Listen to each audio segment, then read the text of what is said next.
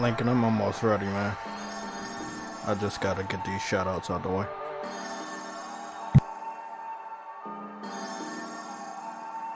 Hey, yo, Wiz.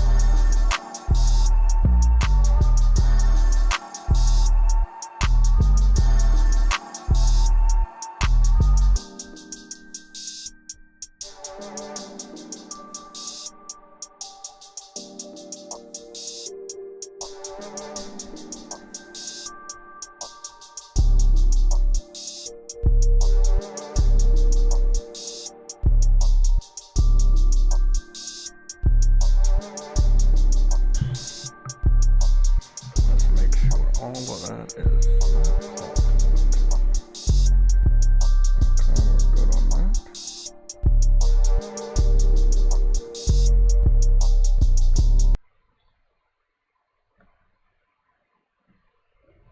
Testing. Yeah, I'm here. Oh, okay. Lincoln, I'm just gonna get these shout outs out the way, and then after that we should be good. Okay, I'll stay muted in the meantime. Okay, man. All right. Okay, good evening, everybody. This is the Sunday Show. We do have a special guest, but I'm gonna get the shout outs out the way. So if you want to pour into the chat right now so that you can make sure you're counted, we may try a different design next weekend. One that has more of the screen and less of everything else. I want to talk it over with you guys. I've seen how some other YouTubers have done their stuff, people in our community specifically. I'm not the biggest fan of it. But it seems like a lot of people actually are, the viewers. So I'm gonna ask you guys what you guys would think about a different design choice before I do it. Now I have all the stuff that I need to prepare it. I have a lot of different design ideas, but again, we're about to hit a threshold on this channel where I feel like we're gonna upgrade some stuff. So, you know, we're doing good. We're doing really good. So let's keep that up. So I guess give me 10 minutes. And so within the next 10 minutes, if anybody wants to become a member or hit the subscribe button, you can do that right now. Obviously, you can hit the subscribe button throughout the whole stream as well as at the end.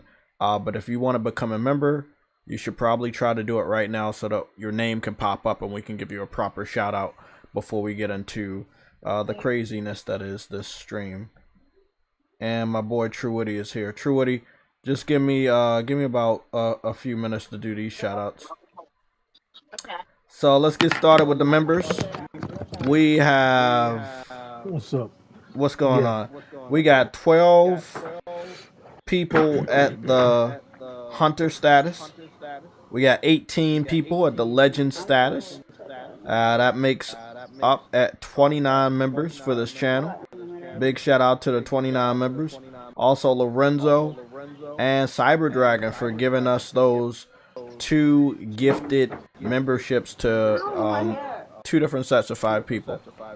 True Woody, you might want to mute your mic just a little bit. Okay, let's get started. Jeff B Gaming is a hunter and has been a member for 4 days. James Williams, Targs, a real boomer. You guys you're all hunters and you've all been a member for 4 days. And then we get to the next set. Caution, Lorenzo, It's Daps, Ghostface, State of Mind. All of you guys are hunters as well, and you've all been members for 9 days, except for State of Mind, which has been a member for 1 month but rejoined 9 days. So yeah, you're a member for 9 months, for 1 month, but you rejoined when everybody else rejoined. So as far as the gifted memberships, it will be Jeff B Gaming, James Williams, Targs, a real boomer, Caution, Lorenzo, It's Daps, Ghostface, and State of Mind, which are all Hunter status members. Big shout out to you guys. Then we're going to get to my boy Autumn316, which has been a member for 14 days. He's a legend. Briarios is a legend. He's been a member for 15 months. Man Rich the Swag Lord is a legend. He's been a member for a month. Always Mad Gaming is a member. He's a legend as well, and he's been a member for 1 month. Ice Queen Gaming is a legend. She's been a member for 25 months. Ramoon5654 is a hunter. He's been a member for 5 months. Cedric is a legend. He's been a member for 3 months. Henry Heck is a hunter. He's been a member for 3 months. Then we got Arnold, which is a legend. He's been a member for 6 months. VR God V is a legend. He's been a member for 5 months. MG Warrior, he's a legend. He's been a member for 17 months. Stardust is a legend. He's been a member for 32 months. And we got Cyber Dragon. He's a hunter. He's been a member for 16 months. Rebel Rick Gaming is a legend. He's been a member for 27 months. We got Gamer Goon 53. He's also a legend. He's been a member for 28 months. Then we have True Witty. He's a legend. He's been a member for 33 months. Enzo is also a legend. He's also been a member for 33 months. And then we have the next set of twins, but not really. Caleb Kaiser is a legend. He's been a member for 34 months. Frostbite Slash is a hunter, but he has also been a member for 34 months. And last but not least, the first member of this channel, Arcane Head 97, which has been a member for 35 months, and he is a legend status. We're going to go over to the last 3 people that left the super chat. Or we're just going to, you know what, fuck it. We had a lot of super chats that day, so we're going to go over everybody that left a super chat at our last stream, which, if I'm not mistaken, was Thursday. No. We had a stream yesterday, but, you know, we just be playing games, so. This one would be for... No, we're going to have to cover... Yeah, we had 2 super chats, but we're going to cover the last 3 people. Here we go. Always Mad Gaming is one of the 3.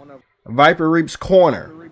And the third one is Steady Flow. So those are the last 3 people that left a super chat.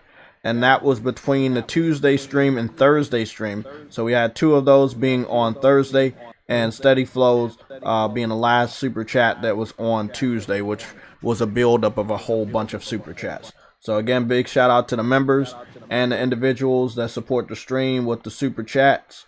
We are now going to go to the subscribers, the people in the chat, the mods, because you guys deserve a lot of shout outs. When you see trolls, if they get through the safety net, you guys deal with them. So good stuff on that. Jericho G. Oh, no. We have Frostbite Slash, which is, as you guys know, a member, a mod in our Discord, a good friend, a legend in his own right. If you see all those fucking trophies he's got, big shout out to Frostbite being the first person here today in the chat. Jericho G is here with us again. He is a mod as well as a subscriber. We have Briarios, which is a subscriber, a mod, and a member. Dadley Pierre is a mod and a subscriber. Big shout for him coming back because he always does. Always Mad Gaming, mod, member, and a subscriber. What's going on? We have Lorenzo, which is a mod, member, and a subscriber. Dez, long-time subscriber. You know, not a member, but he's still a legend in my book. Big shout out to you, bro. I saw a fuck up right there. I don't know what that was about. Maybe that was... Okay. And then we got Predman, which he did have the belt for just a short amount of time, the L belt, but then he gave it to Akirant when Akirant came in here, and then I think Akirant gave it to Nick, but I think Akirant still has the belt. Then we got Autumn316. He's a mod, a member, and a subscriber. Worldwide Nah, Studios. Karen deserves the belt for a long, long time. I know. I told him he was gonna have it for a month. Uh, then we got Worldwide Studios, a mod, as well as a subscriber, a Ghosta, a longtime subscriber, as well as a mod, Ghostface. He's a mod member and a subscriber. Ice Queen Gaming, good friend, mod member and subscriber. Also, fellow Destiny player. Hopefully, me, you, True Witty, maybe even Frostbite and some others can get on Destiny because I am now into that. I'm gonna give myself. Today I have to get back on the Ravenclaw playthrough, run through that. Then I get that trophy, and then I have to go to my Slytherin playthrough, and that will give me the platinum trophy for Hogwarts. I need to do that before Tuesday because Tuesday, although I do have a appointment that's going to go down at 11 o'clock in the morning, which would fuck up our stream. I'm going to have our stream at 1 o'clock on Tuesday because I have an appointment at 11 and I don't know what time it'll be done. So I just want to, not cut it too close. But I hope to have the platinum by the end of Monday, if I can stay focused. Games for Eternity, good friend, a mod, Discord member, a subscriber, and he grows his dreads and they turn into spiders at nighttime and attack people. True Witty, the 16-time L champion of the world, a mod member and subscriber, and fellow Destiny player. And that'll be it. That wraps it up. We're sitting at 30 people that's viewing. We got 18 people that like. Hit the like button. We have all notifications to let you know to do so. So if you are a real person and you love gaming and you appreciate what we do here, you can do that. That shit helps us out more than super chats and memberships. Trust me, it helps. Because it gets these videos into the algorithm, these live streams into the algorithm, and we get to talk to more amazing gamers. So now that all of the shout-outs are out the way, we can start. I want to introduce to you the VR Godfather, Lincoln Klay. What is good, Jay? Thanks for having me on. What's going on, bro? How you doing? I'm doing good. Okay, that's good. That's good.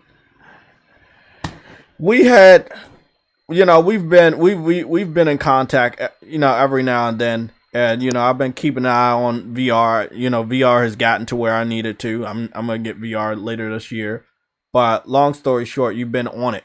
You've been on it, bro. You have brought games to my attention before the PlayStation 5 came out.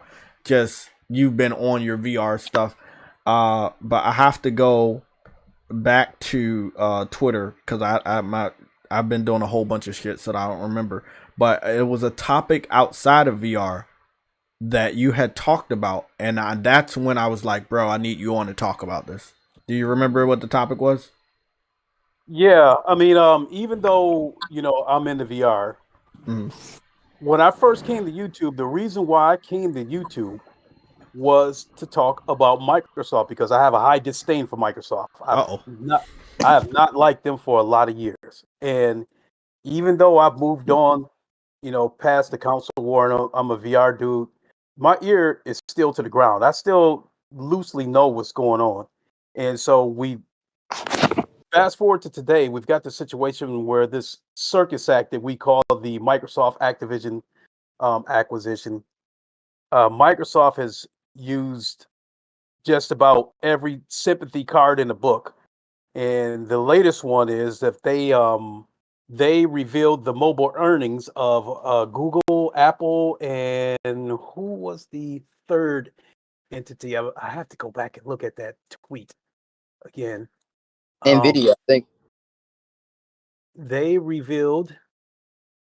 Okay, yeah, Tencent, Apple, and Google. And Was it Google?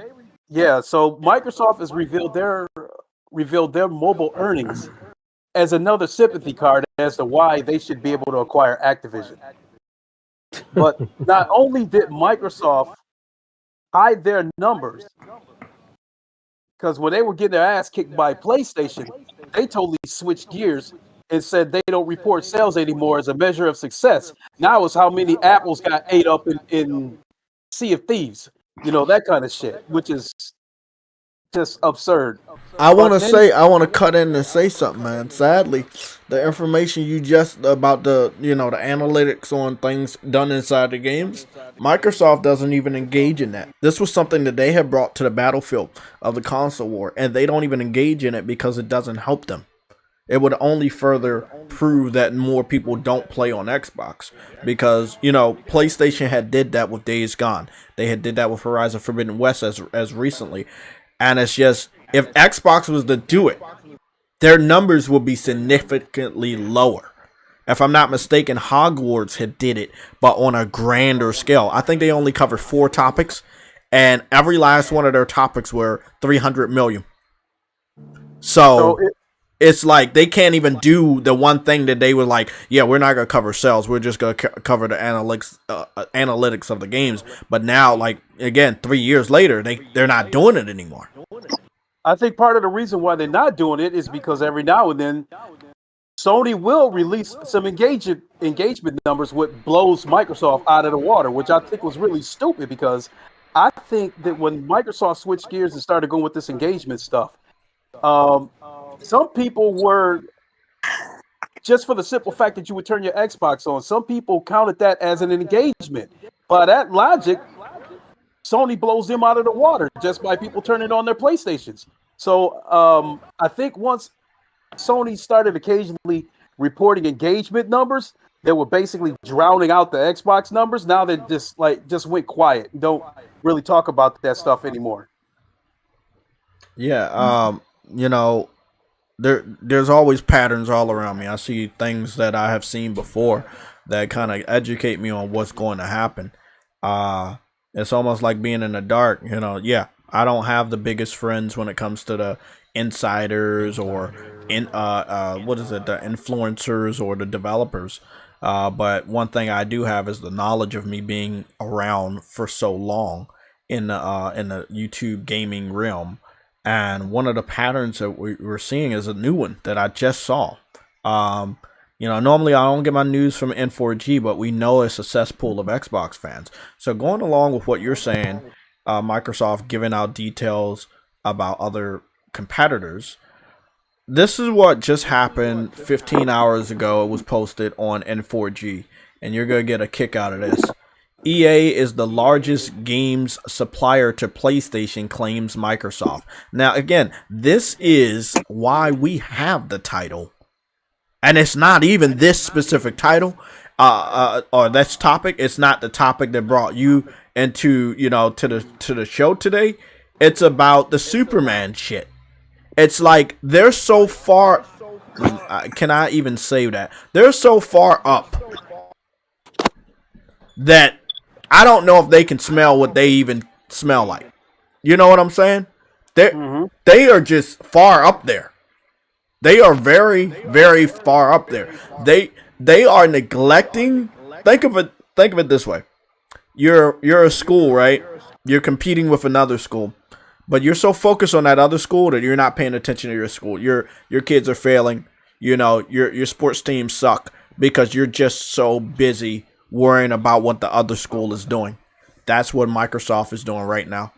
They're so focused on what PlayStation is doing. What have they provided their gamers in the first 3 months of this year? You know something, Jay? Do you realize what you just said when you just gave us that statement about EA in? Oh yeah. EA is the largest game supplier to PlayStation, claims Microsoft. Like, why would you care about that? Obviously, we know what's about to happen next, but no. damn. So what I don't like was the wordplay there. The word supplier is if EA is choosing to do business with Sony, like this is who we choosing to sell our products to. No, that's who's buying it. Yeah. So I don't like the way Microsoft used that wordplay as if like they've been alienated, as if nobody wants to do business with them. This is the one thing that they would admit last in all of this clown circus is that their gamers are the reason why they're in this situation and will continuously be that reason. You do not have the passionate gamers over there that are buying games on average or own games. Like over here, as far as me, when it comes to exclusives, second party exclusives, indies, hundreds of games. You know, I've been around for a long time. I have hundreds of games that are related to PS Vita and PSP. I have hundreds of games that are related to the PS3. I have hundreds of games related to the PS4. I have hundreds of games related to the PS5. The fact remains is you can't say that about a lot of Xbox fans right now. They don't own anything. They have not supported the industry, whether it's exclusive, second party, indie, or just straight out third party. You know, Jay, this that topic about who's to blame for the disarray that the Xbox side is in, that's such a touchy subject because people say that it's the gamers' fault for not supporting Microsoft, but at that same time, if they're producing trash, can you blame them for not buying it? Because when the Xbox One first launched, I think they tried to give people games with Killer Instinct and Titanfall, but after those games didn't really move the needle, what did Microsoft, other than the normal Halo, Gears, and Forza, other than that, what did Microsoft try to give them after that? Microsoft is one of those companies that will pull the plug quick if something's not moving. Look how fast they pulled the plug on Mixer. We can say the same thing about Kinect. If I'm not mistaken, Kinect lasted 1 year, right? The year they got their ass beat, the first year, 2014, and then by November they disconnected it. So discontinued it. They discontinued it and disconnected it from the bundle, the forceful bundle. They gave no gamers a choice. They were like, we're putting Kinect with it. Buy this at $500. Again, I want to say that in the beginning, and I always play the devil's advocate. You know this, right? In the beginning for the Xbox One, they had better games than they ever did the remainder of the gen. Because, you know, let's say those first 2 years, you know, Sunset Overdrive, Rise, Son of Rome, Dead Rising 3, Quantum Break. But then after those games had launched, what did Xbox do? They were working on Fable Legends, which the PlayStation Legion on the Sunday Show. We had went back, looked at the footage. We found out that Fable Legends, like I had already knew because I had paid attention and did my research when it was out. I thought it was a solid game. I was a big Fable 1 fan. So I thought this was going back to the Gray Slam. Outside of the information that I had gotten after it got canceled, is that it was canceled and people had to get refunded microtransactions. They had put microtransactions into the beta, which was a horrible thing, and it was so long ago. So, you know, Project Spark, the bullshit with Crackdown. There were so many bad things that happened after those first 2 years of the good games I think that they had brought out. But even those good games they brought out, right? Let's say Sunset Overdrive. Think about that. A hidden gem, a beautiful gem. And they let it fail. Insomniac didn't make the money they wanted to make. They go back with PlayStation. Ratchet and Clank 2016 gets hooked up with Disney, does the Spider-Man game. The rest is fucking history. But I think the thing you have to remember is they never recovered from that stain of the launch of the 24-hour check-in. You can't break Connect away. You can't loan a game to your friend, because when they introduced the Xbox One, Don Matrick, his presentation to me seemed to be more about what you can't do rather than what you can do. True. I will say the first impression and PlayStation's momentum on the back of the PS3 towards the end of the generation it was not a recipe for success for Xbox. But just like PlayStation had a horrible launch with the PS3, they made a comeback. And yes, it took almost the whole generation, but they made a comeback. But keep in mind, you didn't have anybody on the PlayStation side telling you that if you want to do X, Y, and Z, we have a device called the PS3. So, you know, to me, that was an ultimate slap in the face, because I'll tell you how that affected me personally. When the PlayStation 4 and the Xbox One first launched, I was torn between which one to buy first, because a lot of my friends was over on the Xbox. I was like, do I want to play with them, or do I want to play MLB The Show, because that was my favorite game on the PS4. But when Don Matrick, when people asked Don Matrick about the inability to go online if you're in another country that doesn't service online gaming. And he said we have a device for that. It's called the 360. That was a slap in the face. It was almost like, if you can't do it, then do this. And my reaction was, you know what? Fuck you. I'm not buying your shit. I'm getting the PlayStation. So it was it was that easy for me to go to the PlayStation. I feel like there was a lot of things he shouldn't have said, but it was coming from a place of frustration looking back. Now, did he do good with the 360? Yes. But launching a new platform when the competitor is on your ass. Literally, Sony was never going to let Xbox do a 1 year head start ever again.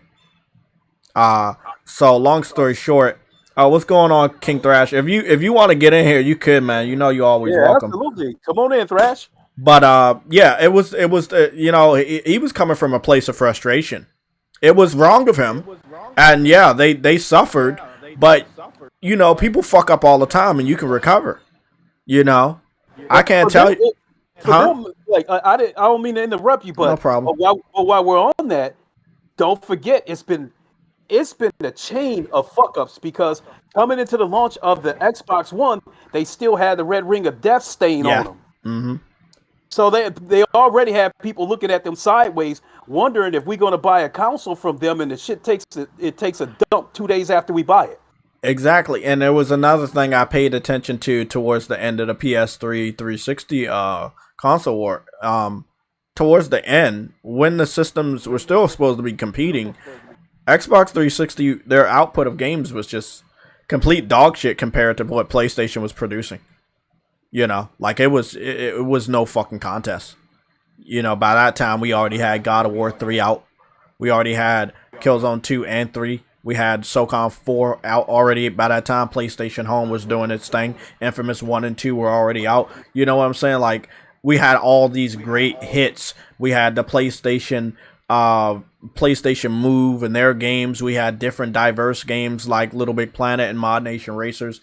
I mean, if you go back in the library of the PS3, I regard that as one of my favorite console generations for PlayStation, because they really had to fight, and because they had to fight, we benefited as gamers. But Xbox, they were so comfortable with that 1 year head start and the timed exclusive deals for the third party devs, that they felt it was kind of like the tortoise and the hare. It's like they believed that they were already at the finish line, and so they took a break and they slept for too long, and by the time they woke up, PlayStation was already passing the finish line with the PS3. And that literally is how it fucking happened. Microsoft had the 1 year head start. They thought that there was no way PlayStation could catch up, and PlayStation caught up and surpassed them. And popularity towards the end with games like The Last of Us, and of course console sales, which is something most journalists will tell you in 2013 and 14 that they not 2013 and 14. I mean, in 2009 and 2010, they didn't think was ever gonna happen. Oh, you know what? I actually have to walk back something that I said, because the launch of the PS3 actually hurt them. Who was that? Who was the PlayStation official that said people would need to get 2 jobs? Yeah. I knew you remember that. I was like, bro, when is he gonna bring that up? I think that was I don't know if it was Kaz Hirai, but I think it was Kaz Hirai. Or it was one of the white dudes. It might have been a white dude that fell back. It could have been Kaz, but I don't think Kaz was that fucking cocky. I think it was like a white, like an executive or something like that. I can't remember who was said it, but I know whoever said it. They had a private interview. It wasn't on stage. It was like a private interview. I think these business people need to understand, bro. You're selling your console to people that are not business people, so you need to be a little humble and sensitive with what the fuck you say. And I think a lot of them have learned that, because we didn't really get that fuck up of wordplay. Well, outside of Phil Spencer, just catching himself in his own lies. Just hit it. That dude is something else. I think exclusives don't matter, but I'm gonna go buy these 2 publishers and make all their games exclusive. But Yeah, and then like Phil Spencer, oh my God, remember when he said nobody's asking for VR? Yeah. Right around the time that he said that, he had went to Camouflage Studios and had been playing Iron Man VR over there. He'd been there several times playing Iron Man VR, which was a PSVR exclusive. Mm-hmm. But nobody's asking for VR. So that what was really funny. I'm glad you're here because I like to reminisce on this just important moment in gaming history. Is when Microsoft thought they had big boy pants and they were going to compete with PlayStation on a VR front. You remember that, right? And They would have been, if they followed through. If they would have followed through with their plan, they would have been competitive. They would have had the better looking VR because they had a partnership with Oculus at the time. And I've said this so many times. I think the reason why that deal never went through is because of how fast Oculus was moving. So stay with me for a couple of minutes. Mm-hmm. In 2016, Oculus launched the Oculus Rift CV1. I think in 2017 or 2000, yeah, it was 2017 because that's when Phil Spencer promised high fidelity VR.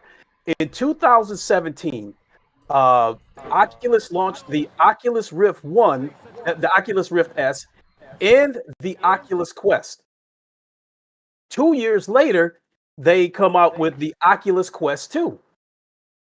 And now here we are, they just came out with the Oculus Quest Pro. So what I'm trying to say is that I think what Microsoft wanted was a headset from them that they were going to support throughout the entire generation. And those like 4 or 5 headsets that I just mentioned happened within a 5-year period. So if you would have had to keep telling the Xbox people that they would have had to keep upgrading these headsets, they would have been furious. Yeah, we had talked. I remember us having that conversation a few years back, not that long ago. And you're right. You were right then. You're right now.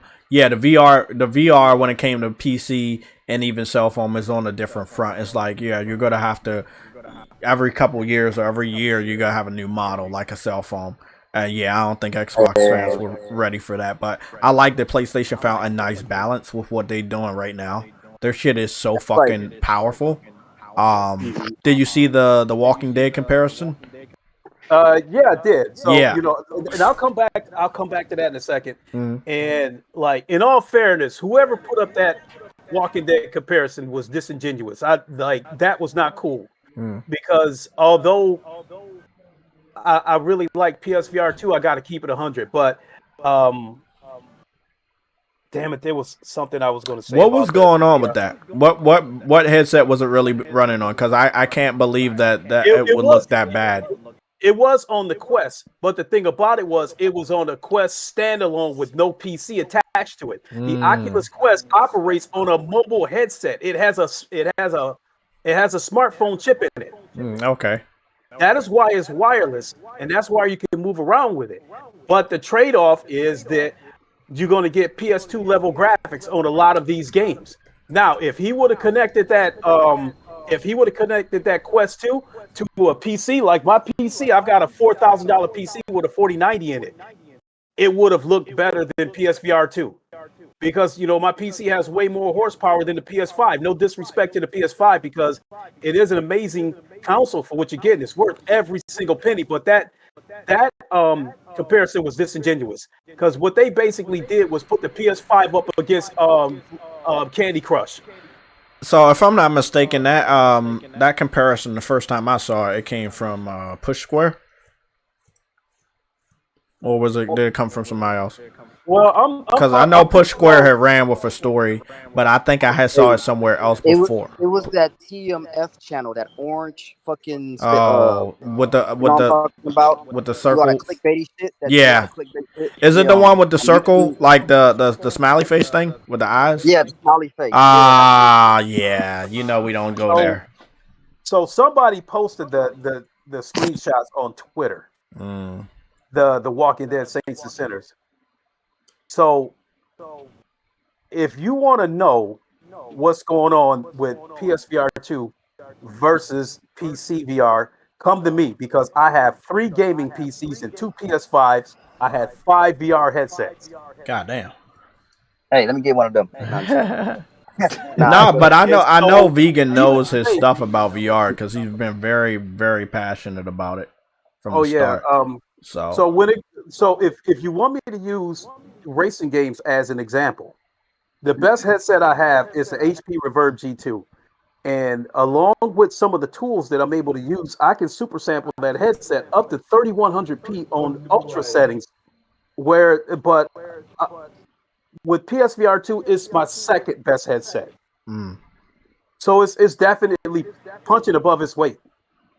oh yeah, that's PlayStation's MO at this point. Yeah. They're doing things at a price that other people ain't doing. Like, you know? But I will say that, like, take for instance this shooter game called Pavlov. Yeah. It's a very immersive first-person shooter game, and I mean it is well received on PSVR 2. Even though it looks better on my 4090 PC, the best experience is on PSVR 2 because of the sense controllers and the haptics within the headset. Where if you get shot in the head, you feel the headset rumble. Okay. And then as far as the sense controllers go, the triggers have resistance. So if you go to shoot a particular gun, it's going to have resistance similar to what that actual gun has. So I think when it comes to third-party games, in a lot of cases, the best experience is going to be on PSVR 2 because of the haptics.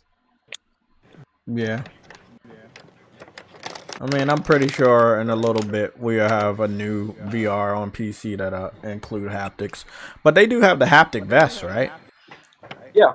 Okay. But that's extra money you have to spend because you have what's called the B haptic, and you have several pieces of that haptic outfit. You have the vest, you have forearm bracelets, and I think it might have a headband too. I'm not sure.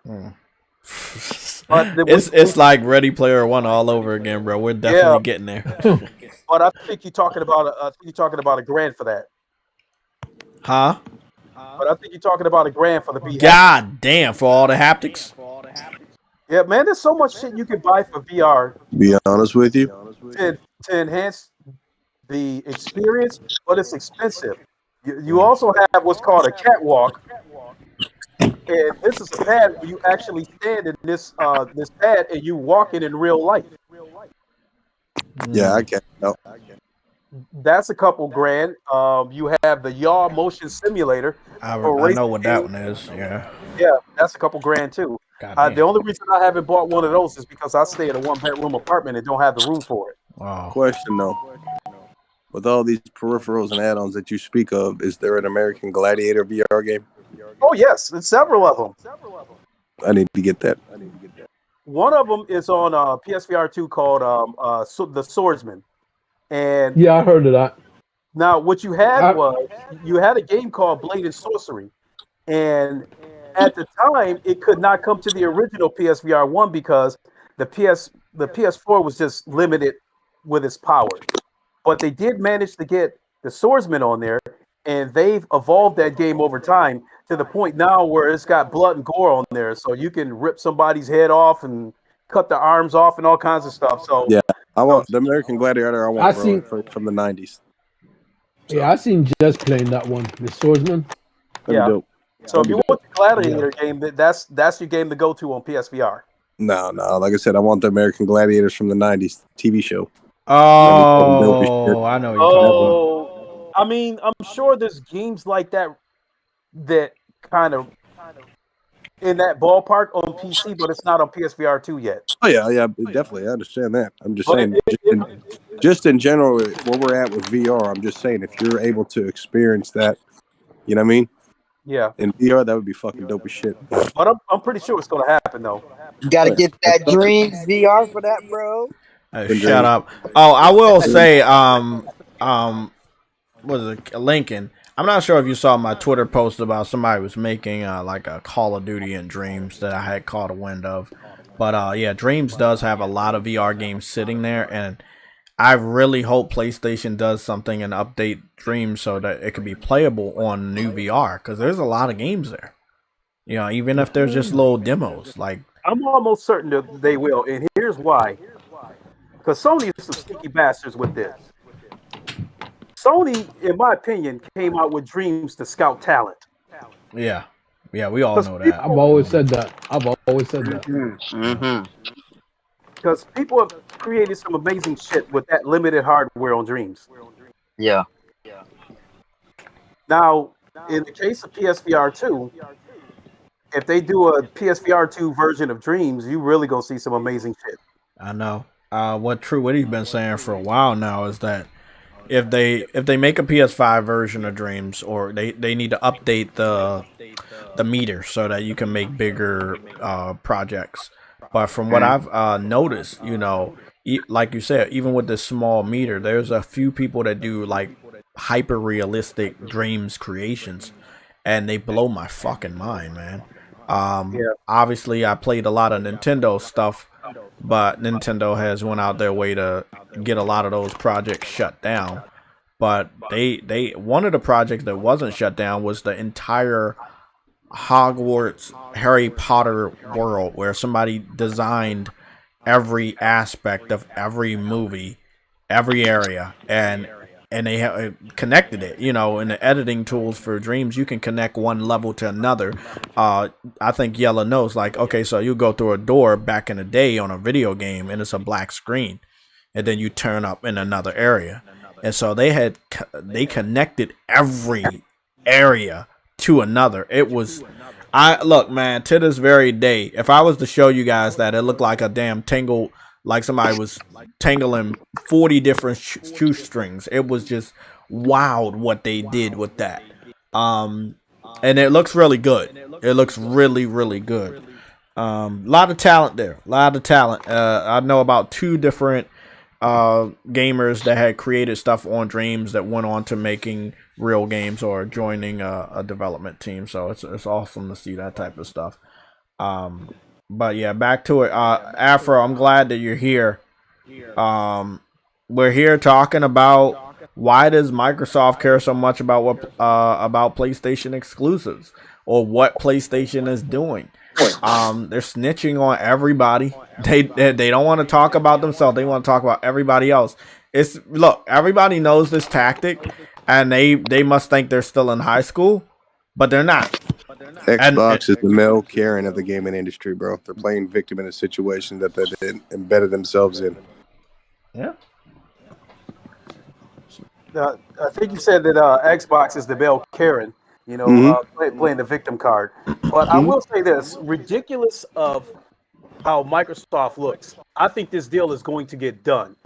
And because I think basically what's going to happen is Microsoft is going to keep on knocking on people's doors with a briefcase full of money until somebody finally takes it. That's possible. Yeah. The only thing is, it's definitely possible, but you don't think anybody's gonna report them or bribery? Check this out. Because I think, hold on.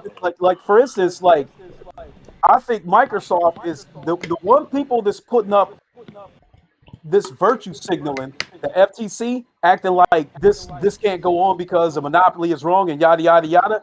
I think the FTC is going to be the reason why this deal goes through, because I think Microsoft is going to be able to buy the entire FTC.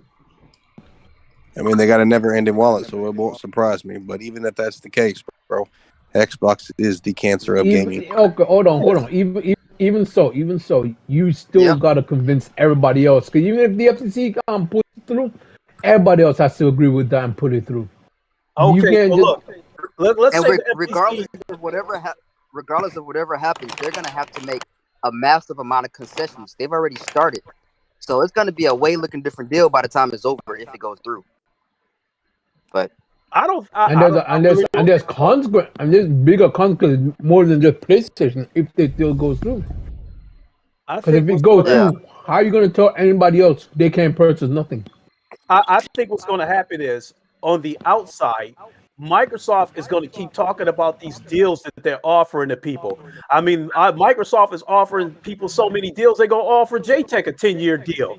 That's what they're going to do. And I will take it. I will take that deal, and we will change our names and colors to green. Okay, but that's what they're going to be doing on the outside. But that is illegal, though, right? That we have to acknowledge, even if it obviously it's a possibility, but that's illegal. But come on now, shit. Money talks. Jay, bullshit. briberies are I know bribery is illegal and people still do it, Truity. I know, but this is a different generation. And American greed gets handed down from generation to generation. That being said, all I'm saying is not that. It's not that. I'm just saying it's a different generation where people snitching and dog whistling, or whistle blowing. So I'm not sure if they could just get away with just, with this.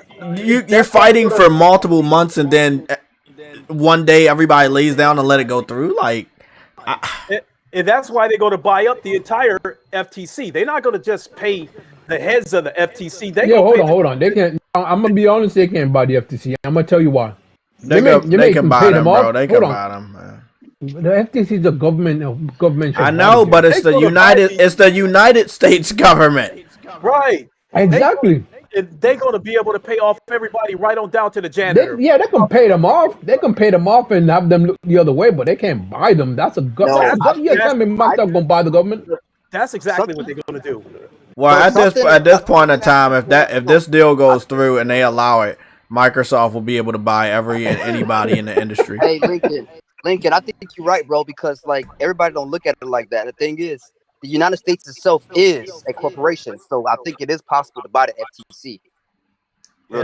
I think the United States. You know what? When it comes to money, I think the United States is the most corrupt country on the planet. Anything is for sale. People will sell their own mothers for the right price in America. Okay. Yes, okay. But as I said before, even if they wanted to, let's say they wanted to and they could, right? Let's say they wanted to buy the FTC and they could. The other governmental bodies have to acknowledge that and say that's okay. For Microsoft to buy the FTC, the CMA would have to say it's okay. The whatever other country we're gonna have to say it's okay. Everyone else will have to say it's okay for Microsoft to buy a company that. All I'm gonna say right now, bro, it's gonna be a money trail. Also, if you gotta pay off that many people to get shit done, there's gonna be a money trail, and it's not gonna be people finding out 20 years later. People gonna find out in weeks and months. It's just a conflict of interest. I think the only people who can't be bought through all this is the European regulators. Well, see, that's what I had made a mistake of when you were talking earlier. When you said FTC, my brain's going to the CMA, and I was like, "There's no way that they're gonna go for it." But I started the process. Oh, you saying FTC, United States? Yes. Yeah, bro. Yes, they would allow it. They would allow it. I think. Yeah, no, Jay. But what I'm saying is, hold on. You said they'll allow, but what I'm saying is that the CMA would have to also agree that's okay. That's an okay deal. The European body would have to say it's an okay deal. The freaking whatever other regulators they are out there, they have to say that's okay for Microsoft to buy another regulator to buy up all the stuff in the future. And they're gonna look at it like that. And that's the thing I'm not sure about. I'm not sure if it has to be a unanimous vote or a majority vote. It has to be. No, it has to be. It has to be everyone that says, yes, you can buy this. Because if one person says no, the deal is broken. No, okay. Wait. True Eddie. Let's back this up. I think you're not understanding what Lincoln said. He said what, a unanimous or another type of vote. I know. No. I think he's talking about the FTC only, not everybody in the world. No, but for you to actually buy the FTC, Jay, you still gotta go through regulators. I am talking about everybody in the world because. Okay. Like the FTC, in my opinion, the FTC is just putting on a show, acting like they don't want this deal to go through. What I think was really going on behind closed doors is, you know, the FTC is sliding Microsoft a piece of paper with a number on it, and they're negotiating back and forth what it's going to take to get their vote. As far as the CMA goes, if it's a situation where it has to be a 100% unanimous vote, then maybe this deal doesn't get done. If it's a situation where it's a majority vote, Microsoft is going to be able to pay enough people to overwhelm the CMA. Hey, I wouldn't put it past none of these oligarchs, bro. Hold on, nigga. Damn, hold on, shit. God damn. What are you talking about? Okay, let me get this. Hold on. Swear y'all got this wrong. The vote already happened. For the FTC. What's going to happen now is that they're going to take it to court, right? So if anybody going to get paid off for this bill to pass, it would have to be the judge. The FTC has already sued to block, so that part is already done. They're in court right now. There ain't no voting process. You can't buy an FTC. The FTC ain't for sale. It's a fucking governmental body. If the FTC is viable, that's what I'm saying. There would be so many other deals that have went through. He's trying to buy shit. They're just regulated. If the regulation body was up for sale, then everything would go through. One second, Thrash. Keep that thought. True Witty, you gotta do something with your connection, bro. We're hearing an echo. I know I'm hearing one. And I'm looking at your name every time Thrash say something or anybody say something, yours pop, even if you're not talking, so I don't know. Probably just got to button down. Okay. Yeah. But, shout out to King Thrash for showing up with your red cape and your tights. You're our Superman. Maybe they gonna make the game out of you. Who knows? They call you into the studio and scan you with all those cameras. Who knows? So that's just how inadequate Microsoft is. But no, you can't buy the FTC. It's not like that, because then if you think about it, every company, they would never sue, or they would never win, or they would never block a deal. They've blocked plenty of deals before. They're up for sale. They just pay the motherfuckers. If Microsoft would have been able, and plus, let's say this shit does go through, this would be the last thing they'll be able to buy, because that's the whole point.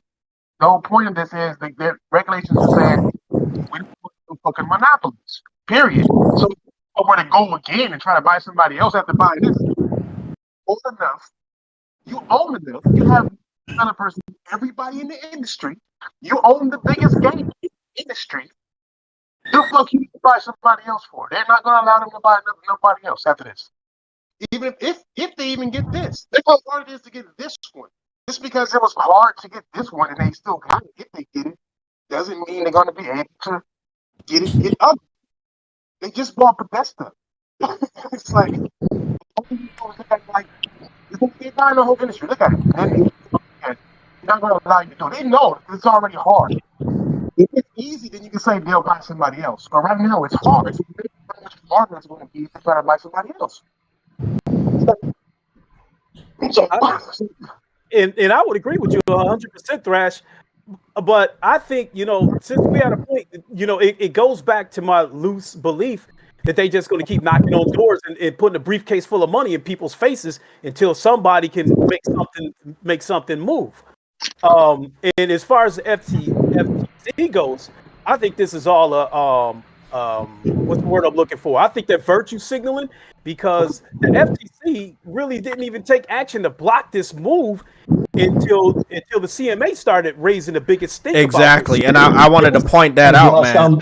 It was the CMA who was the one slowing all this shit down. Not only that, I think that's why Jim Ryan was put in charge, because this is a crazy conspiracy theory. I think that I think Sony learned that Microsoft was going to buy Activision a couple of years before we found out about it. So I think they all of a sudden removed Sean Layton and put Jim Ryan in his place, who's European. In the European arm of the European arm of the regulators have been putting up the biggest resistance. So I don't know what background Jim Ryan has as far Interesting as theory. arbitration and shit like that. But the connection that I make was that the European arm of the regulators and Jim Ryan is the common denominator, that they're both European. And then you like, and Sean Layden, even though he had left Sony, continues to give them a lot of praise. So I think Sony gave him some step aside money to let Jim Ryan come in and take over. So I think Jim Ryan is a mouthpiece. I think he's a European I agree. with the backing of the European regulators. Because, like I said, the FTC, we didn't virtually hear shit from them until the CMA started investigations, until they started making moves to stop this acquisition. Well, I mean, that's possible, but I would argue this. The thing, it's possible, but the thing I would argue is that it wouldn't be necessary to kick Sean Layden out and hire what's his name? Jim Ryan to represent them to the CMA. They could have just sent Jim Ryan, period. Like, they wouldn't need to. It's like Microsoft, they're not sending Phil Spencer to represent them to the CMA. They sent that one white lawyer guy, that Ben guy, whatever he is.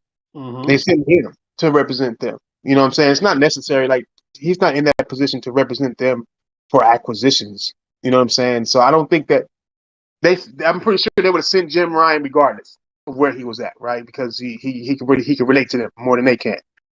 But I don't think that they put him in that position for that, because they wouldn't need to put him in that position for that.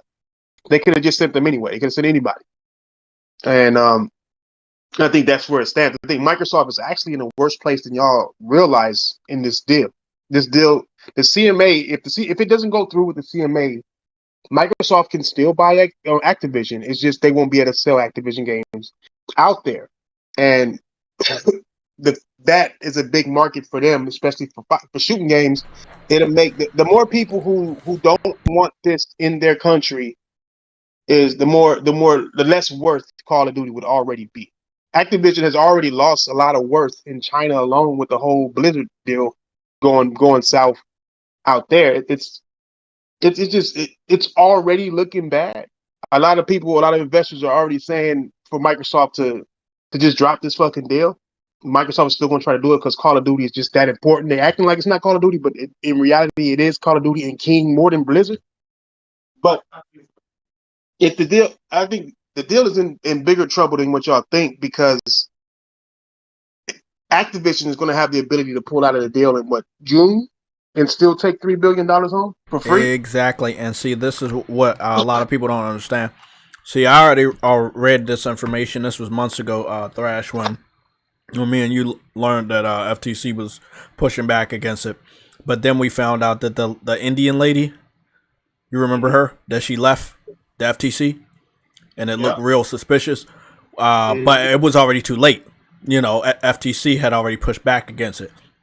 Long story short, we learned that if this thing don't get passed, Microsoft wants it passed before E3 so that they can bring up Activision on stage and have a Activision, Bethesda, and Xbox mega showcase. This is one of the reasons why they're so confident not being associated with E3 at all this year, because they really think that they can get this deal through and then have a mega show of them by themselves.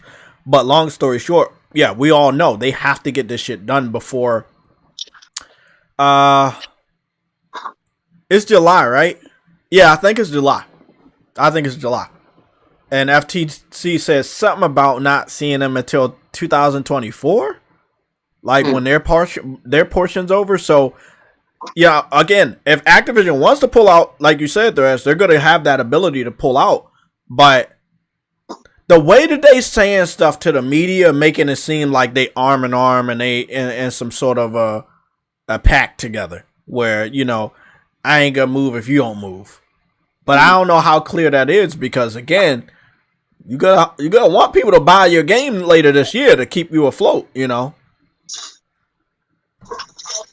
you can't have that signal out there that you are actually gonna be with Microsoft, because whatever little bit of chump change you get from the Xbox community is absolutely gone at the end of this year. Every Xbox fan and their mothers are gonna think that that game's gonna be on Game Pass, and you know what they do when they think that? they don't buy anything. True. And that is the one game that they do buy. It's Call of Duty. Yeah, even if they don't put Call of Duty day and date, they'll like let's just say that they get Activision and they don't put Call of Duty day and date, they won't buy Call of Duty because they feel like it'll come next year or in a few months or whatever the fuck. So they will already fuck up and stagnate. They already know that it cannibalizes their money. And I was talking to D about this shit because D was, these people be pushing this deal, and I'm like, what do you get out of this? Do you play COD? He was like, yeah, I play COD. What are you talking about? Hell yeah. I'm like, okay, so if the deal goes through or not, you want to still play COD? Well, yeah. I'm like, well, then what does this have to do with you? Oh, I want it in Game Pass. Oh, so you want it in Game Pass? So you don't think it's worth buying every year? Huh? I mean, that's what he's basically saying. He don't think the game is worth it. If you're so desperate for it to go to Game Pass, you don't think it's that good of a game anymore. Exactly. Well, I asked him, well, Call of Duty's gonna end up dying then. And he's like, what do you mean? I'm like, well, you don't want to buy it, so you want a discount on it. Microsoft is going to have to make this game. Sony more than likely going to block the game on their console more than Microsoft is going to want to put it on there, and so it won't even be on PlayStation. So they lose PlayStation money, then they lose Xbox money. That's the best selling $70 game on Xbox is Call of Duty. So you're going to get rid of that. So a few of you motherfuckers can go over there and play it on Game Pass. Y'all not realizing that the majority of the Xbox players that was on the Xbox One don't play Xbox. They just got an account. And that's it. That's why only 15, 16 million concurrent people are on Game Pass. If people want to say 25 million, I say whatever, 25 million the last number we got.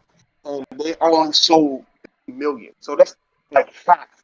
So half the people were willing to spend $1 to get this fucking deal. And then all of a sudden you think this shit gonna grow? Even if they grow to 450 million, you still gonna be losing money. Because more people than that, more than 50 million people buy Call of Duty for $70. Mm-hmm. So it's like people not really realizing and understanding. I'm like, y'all are so fucking crazy. Like y'all want games to die. You looking at Halo? Halo is like that for a reason. And it's dying. Microsoft doesn't know what the fuck they're doing. Why would you want them to even have something that you enjoy? Because they're not going to make it back. Yeah, so I wanted people to also look at how, we enjoy streaming services. I think me, Thrash, a lot of other people, we were there when Netflix killed Blockbuster, and and it was like, it was just a few, maybe a year or two after that. After they came out, they had launched the streaming service. And obviously the connection wasn't the best, but it went on to be the Netflix that we know now. And I'm looking at the receipt, the receipts from Shazam, the new one. And I love the first Shazam. So I was expecting a lot of people to go see it, and I was expecting it to do good. I heard they had some cameos and stuff. But long story short, they saying it's doing worse than Morbius. I don't think it's because it's a bad movie. It's just that we were so spoiled during the pandemic of everything going to a service that we're like, well, I don't need to go see that day one. I could just wait for it to come to HBO Max. Yeah. But when everybody is thinking that, how much money do you make?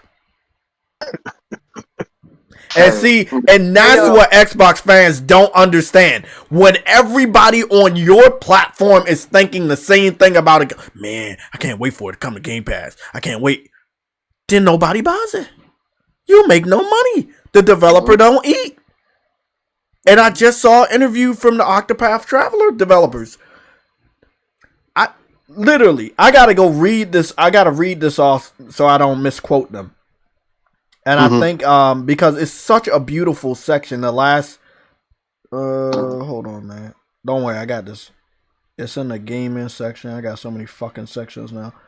There we go. It's in the gaming news section. What's up?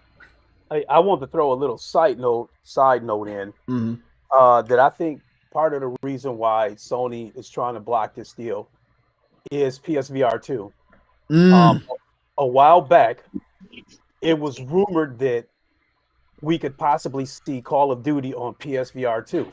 Yep. And I think And I think that Sony may have been in talks with Activision to bring Call of Duty to PSVR 2 before Microsoft started this acquisition shit. Now, if they had a deal in the works, if Microsoft acquires Activision, as soon as that deal is up, the current deal that's in place now, Call of Duty would probably still remain on the PlayStation, but they might strip out the VR part. The VR part, yep. Yeah, I mean, they weren't very honest when it came to the Bethesda deal. We learned that it wasn't just Deathloop, it wasn't just Ghostwire Tokyo, but it was also going to be Redfall. It was also going to be Starfield that PlayStation has some sort of exclusivity deal with, and rightfully so. I mean, why not? You know, you're going to pay for the exclusivity deal. Your gamers are going to buy the fuck out of the deal. It's a win-win for both sides. But when Bethesda got picked up, like you said, Lincoln, they stripped that part of the deal out. Yep. So that being said, people that's on the fence about PSVR, how many of them you think will get up off their ass if we got Call of Duty in VR? A lot. Literally, a lot. A shitload of people.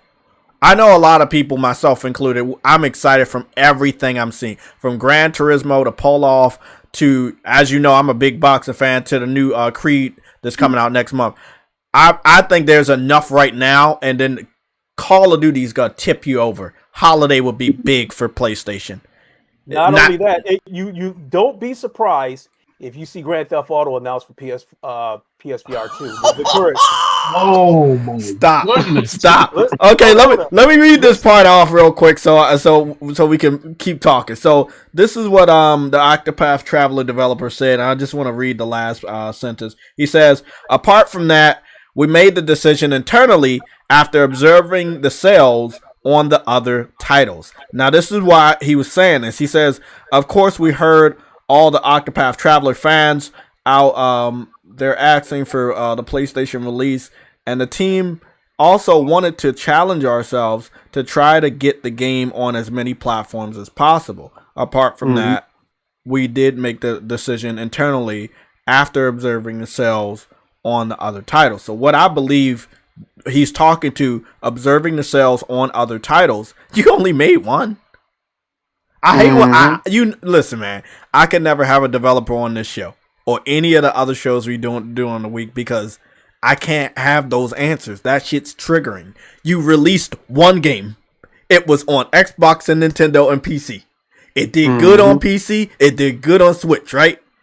Xbox was the weakest link. Second one don't go to Xbox. It goes to PlayStation. But it stays on Switch and PC. Come on, man. Don't play with us. Just say it didn't sell worth shit over there. And we don't want to take another loss. And we see that people over here buy games. So we brought it over here. And we feel as the development team that makes Octopath Traveler that we ain't really losing shit by not putting it on Xbox the second time. You know, I do feel it's strange that they didn't put part 1 on the PlayStation the same time part 2 came out. There's an exclusive deal, and they're under NDA. Yeah, for a long time too. They must have did like 2 years. It's been on there for over a year. Let's go back in time.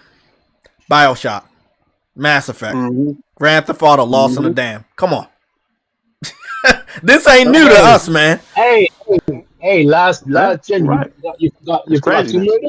Yeah, but they under NDA, so they can't tell us. But we know. If you've been around as long as we have, and we saw the dirty shit that Xbox did on the PS3 360 gen, we know this is their MO.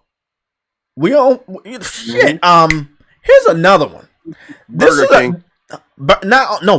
one's really gonna get you because the Xbox community killed a good game. Dead Rising. 1 and 2 stayed for the whole generation. The following generation came over. 3 never came over, but they gave us 4. Then, after we got 4, it was months to maybe a year where Capcom said we're not going to be doing no more Dead Risings. But it wasn't our fault.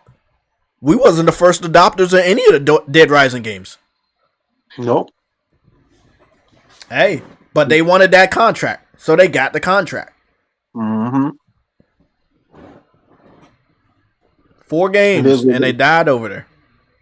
Yeah, I mean that's what games do. But I believe that these developers Games they want to on get Xbox. Game Pass deals from Microsoft. That way, they don't got to pay to have their game on Xbox store. They'll pay. They'll basically they would rather have Microsoft pay for the games that their gamers don't buy. Mm-hmm. What was that? What was that? Game Pass is What was that? What was literally that? the attractiveness to developers to Game Pass is we'll pay for the games that we know and you know that our customers won't buy from you. We'll pay for it. Put it in our service and maybe they'll try it and then like you. That's the sale to developers from developers to Microsoft with to Game Pass. And I think that's what but that Japanese doesn't work. developers are doing. Well, You know hold what I'm on, saying? True, Woody. Hold on one second, man. What you say? No, go ahead. I want to say one thing. True, Woody. Hold what you gotta say. It's only gonna take a minute. This kind of reminds me of when Microsoft stopped giving us the sales report, but developers eventually understood things were bad, so they just naturally migrated to PlayStation and putting stuff on PlayStation. I don't think PlayStation was going out of their way spending every dime they have to secure all these contracts to keep games off of Xbox. This is just some bullshit. Yeah. So eventually developers found out that games don't sell over there. There wasn't a lot of gamers over there. The console sales were weak compared to the PS4. And it's going to be the same way this time. Developers are finding out the Game Pass actually does not help your sales. Other developers are talking to other devs. Other studios are talking to other studios. Let's be honest. They haven't had a big game go to Game Pass for the first 3 months of this year. But look at what PlayStation's doing. Their strategy is much more healthier. Don't put it in on PlayStation Plus day one. It's cool. Get your money from the gamers. And then you can get some money afterwards on Plus. Maybe some people will discover your game. I mean, they doing such a better job. They just doing an all around better job with what they're doing with PlayStation Plus. The work shows for itself, bro. Yeah. Yeah. Now, somebody correct me if I'm wrong, but it seemed like I've never heard before that Microsoft was like almost giving developers ultimatums, like, okay, if you put your shit on PlayStation first, you can't bring it over to Game Pass, or they lowball the shit out of them or something like that. So that happened during the 360 gen. It was like, well, you can't if you put your game. It was something like that on the 360. If you put your game over there first, we won't help you out over here. But I could be wrong. They could be doing something similar during the Xbox One. But again, it's a lot of indie developers that are getting caught in that web. The ones that are struggling for money. It's not so much of the AAA devs anymore. It's like, well, if your gamers aren't gonna buy our game, then it's cool. We know they're gonna help us, the PC, and if we can struggle to downscale this game and put it on the Switch, we know they're gonna do their part. I mean, the big three can alternate. I've talked about this multiple times. We can have PS4, PC, and Switch, or we can have PS4, Switch, and Xbox. Or PS5, Xbox, and Switch. So the big three alternates, and I know Thrash has been seeing these Japanese RPG announcements that it's always PlayStation, Nintendo, and PC now. Like developers are they're not even mixing words. They're like, nah, don't even worry about it. It's just and the thing about it is, you talk about these indie games. If they throw their indie game over on Game Pass, the stigma over there is, okay, it's more, bargain bin garbage that's over there. Whereas if they put that same indie game on the PlayStation, it could be seen as a hidden gem. Sifu? Anybody? Seafood? You said, do I want seafood? No. Do you want seafood? No, I'm good. Okay, I was talking about seafood. I already had a hamburger. Okay, cool. I already had a hamburger with no cheese. They call that Call of Duty. Okay. Oh, damn. Nah, but I'm saying, man, look at seafood, look at Kenna. Like, I'm not saying Xbox doesn't have some good indie games that I had scoped out. I have given them a lot of credit for some of the ones that are supposed to come out this year, but it's to the point that PlayStation handles things a little bit different than Xbox. Yeah. Xbox uses to handle accessories, batteries, controllers for your sweaters or vice versa. Yeah, coats for your controllers. Refrigerators and battery deals and shit like that. PlayStation, I mean, They choose to, handle their product with a little bit more tender love and care, Yeah, but PlayStation got the games to go with the hardware they're selling too. Well, not even that, bro. Not even that. But to be honest with you, we keep it a book. I ain't even watched The Last of Us rendition, right? I started to, but at the same time, that's like me trying to read a novel and turning around and trying to watch the movie. You feel what I'm saying?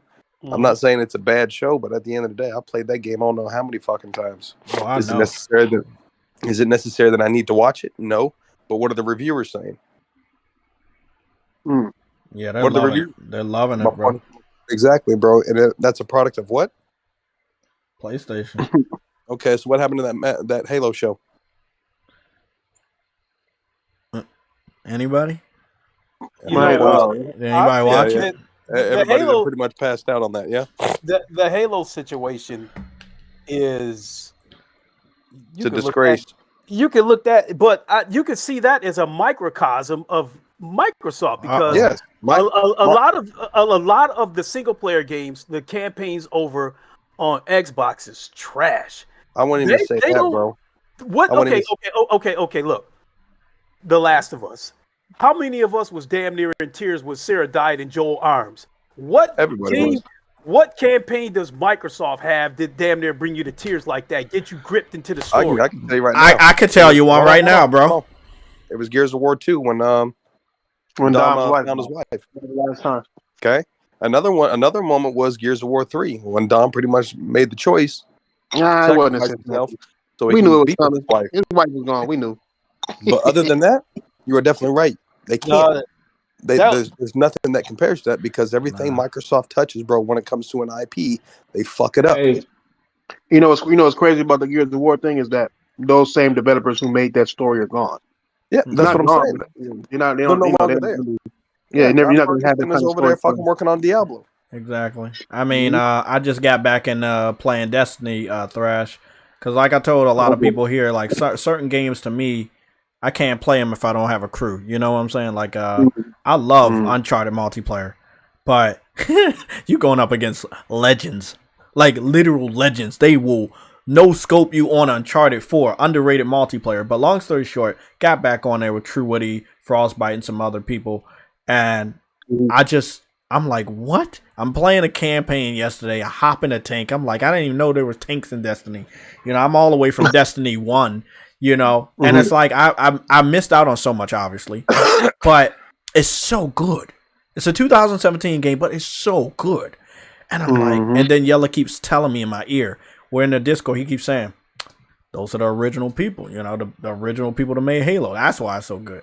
And I'm like, and it hits me. It's like, they never gonna get back their glory days, ever. No, hell no, they're not. And we have a big silver bullet, so to speak, that whatever they're working on with PlayStation, whatever that new IP is, because I know they're not going right into Destiny 3. They doing something with PlayStation. They're gonna use their engines, their mocap studios, as you saw with Callisto Protocol. Wasn't the best game in the gameplay department. Visually amazing. And it's just game. Think about that. The best way you can describe Callisto Protocol is a stronger rendition of what Dante's Inferno tried to bring to God of War. Is that disrespectful? I don't know. I didn't mind Dante's Inferno's gameplay. The graphics at the time, but I get what you're saying. But it's just the seed. Think about this. That studio had PlayStation's help. Imagine if they didn't. And that's just the visuals that they helped with. Right. And it would have took a lot longer for them to put the game out. And I'm seeing, again, Square Enix devs are saying the same exact thing. It would have took us longer to bring the game out. There's no way that we could do this. And I've said this a long time. I'm like, wow. Final Fantasy 16 is already here. Like, we know how long Square Enix takes. And I'm like, God damn, they doing good. They dropped Forspoken. They bringing out Final Fantasy 16 and Final Fantasy 7 Rebirth is coming out. I'm like, they doing good. As far as their game output, I feel like they're doing better than they have in years. And that's PlayStation over there helping them. So I mean, we can never look at a situation like this on Xbox where Xbox helps developers grow and become better. They're offering studios space and mocap studios and engines like they did with Death Stranding. It's just, let me buy you because I know those dudes over there on PlayStation not gonna leave. And this is the only way we can think of getting their money, by owning the thing that they might want to go play. That's what they did with Minecraft. That's what they're trying to do with Call of Duty. You know, they just want a steady source of revenue because, let's face it, the Xbox fans ain't doing their job. Yeah, they are. They're not buying shit. That is their job. Their job was to buy shit. But like I said, when a lot of PlayStation 2 veterans left the 360 at the end of the gen, came back home to the PS4, you really didn't have anybody on the Xbox side that would keep the tradition alive of being a real gamer, buying games, playing them, completing them. You know, because it was to the fact that the real gamers came back home. True. The 360, yeah. The 360 snuck in from the top rope. Okay. Hit the Macho Man Randy Savage elbow drop with the price point. Came out a year early, right? Yeah. Microsoft is a software company. Boom. What did they come out with? Fucking the party chat integrations. Yeah. That was the game changer. During that same time, when we got the party chat integration, what started popping off? Social media, MySpace. So that shit went hand in hand. Now you're able to sit in motherfucking parties, play different games. You feel what I'm saying? And just connect with people. Boom. That motherfucking honeymoon phase passed away, did it not? So boom, they come out with the motherfucking Connect. Okay, that shit was a gimmick. I get it. After the fucking Connect, what did they start doing? Pushing out nothing. Okay, what are we getting? Nothing. What are we getting? Nothing. You know, I think with Connect, I think one of the problems with Connect on Xbox One is I don't think they gave the developers any incentive to develop games for it. You know, no, all the other games, they had the incentives, bro. It's Microsoft and the same song and dance. Sony has paid people to develop games for PSVR 2. Some of them had some incentives. I don't think Microsoft. I don't think that was the case with Microsoft. I don't think they came to somebody and paid them to develop games or something like that. They just put it out there and just expected people to support it. Microsoft, all they do is throw money, bro. Okay? And this goes back into video documentation, right? As Jay says, he loves his game in history. Microsoft didn't want Epic to put the chainsaw on the Lancer, which is the Gears of War assault rifle. They said it was too graphic, too gory, too violent. Okay? Epic said, okay, we're not going to do it. Boom. They wound up basically showing that motherfucking Gears of War, and they basically went against Microsoft's grain. And what happened? It backfired on Microsoft's end because everybody went ape shit for what? An assault rifle with a chainsaw on it. Yep. Okay. You remember when they released the avatars, right? Yeah. On the Xbox? Oh, yeah. Okay? Microsoft, in their bullshit ass ways, okay, they didn't allow individuals that would create these things, the little avatar cosmetics from Rare, okay, they wouldn't let them or allow them to basically develop any form of weapon when it came to your avatar. Okay. Now the weapons that they did provide, they were like Nerf guns. You know what I'm saying? Green, purple, and just, you know, yes, it resembled a gun, but it was a toy gun. Okay. Why? Microsoft didn't want that shit to be violent and vulgar and offensive. Okay. You remember a game called Super Meat Boy? Yeah. It was it was a little indie game. Okay. If I'm not mistaken, I remember watching a documentary on that motherfucker on Netflix. Okay. And he was not a fan of Microsoft's work ethic upon releasing his game, upon him fulfilling his side of the contract. So it just comes to a point, man. Microsoft is nothing but controlling, bro. They don't know how to manage anything that it touches because, like you spoke of earlier, Thrash, the same people that were in position to make that brand what it was, talking about Epic, at Microsoft, are no longer there. The name's there, the brand's there, the titles are there, but the brains and the heartbeat and the passion that made those games and that generations what it was, they are no longer there.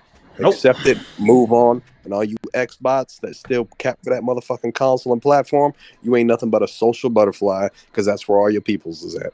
Fuck out of here, bro. That You know, when you is a lot of speak facts. of when you speak of how Microsoft wanted to play it safe and didn't want chainsaws and all this kind of stuff, I think what Microsoft did was switch gears because the original Gears of War is one of the most bloodiest, goriest Darkest, games goriest. that I've ever seen. But I think when the Xbox One generation came along and that damn console wasn't selling, I think at some point Microsoft switched gears and wanted to try to sell the console through kids because a lot of parents is not going to tell they kids no. Like, man, I spent so much damn money on microtransactions from one of the Gears games from my son asking me for this microtransaction and that microtransaction. And I was one of those parents that never really said no to my son. I just said, we'll see. And I think, and Microsoft played that card by trying to appeal to children. And they go yank on their parents' arm and say, can I have an Xbox? A lot of kids' parents probably was not going to say no, though, unless the ones that could afford it. And I think that's when they started reeling in the blood and the gore and shit like that. Because now with Gears of War, you shoot somebody, the blood and gore happens so fast you can't even see it. And then they put this little silly ass emoji over the top of it, so you don't see the body parts laying all over the ground and shit like that. But to the consumer, bro, it's to the fact of, oh, look what I got, right? The show and tell, the bragging rights. And it's the same thing that's applied to games nowadays of Call of Duty, Gears of War, you know what I'm saying?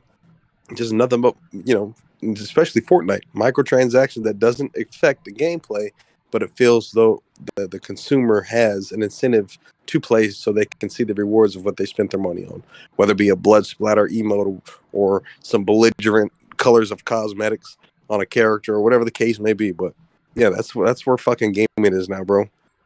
Default content hidden behind a paywall. Pretty much. Look no further than Game Pass right now, full of bullshit games for kids. So they trying to appeal to kids because that goes back to what I was trying to say, that a lot of parents is not going to tell their kids no. Like a lot of parents is probably using Game Pass as a babysitter. Yeah, Microsoft knows what they're doing, bro. They know their market. Yeah. I mean, but it's so bad now. I mean, let's be honest. The individuals, you said the social butterfly line, and that was just perfect. The individuals that are, on these podcasts, I don't understand what their MO is at this point. Like, these games are not for you, obviously, but you still want to get on there and say, well, Xbox is doing something, but they're not. Like, how long can you waste your own time and everybody else's time lying? Well, obviously every day, because like I said, bro, comes from the fact that fuck. No, I'm serious, bro. And that's serious, bro. Why is it that we spend $500, $400, whatever your price point of entry is, right?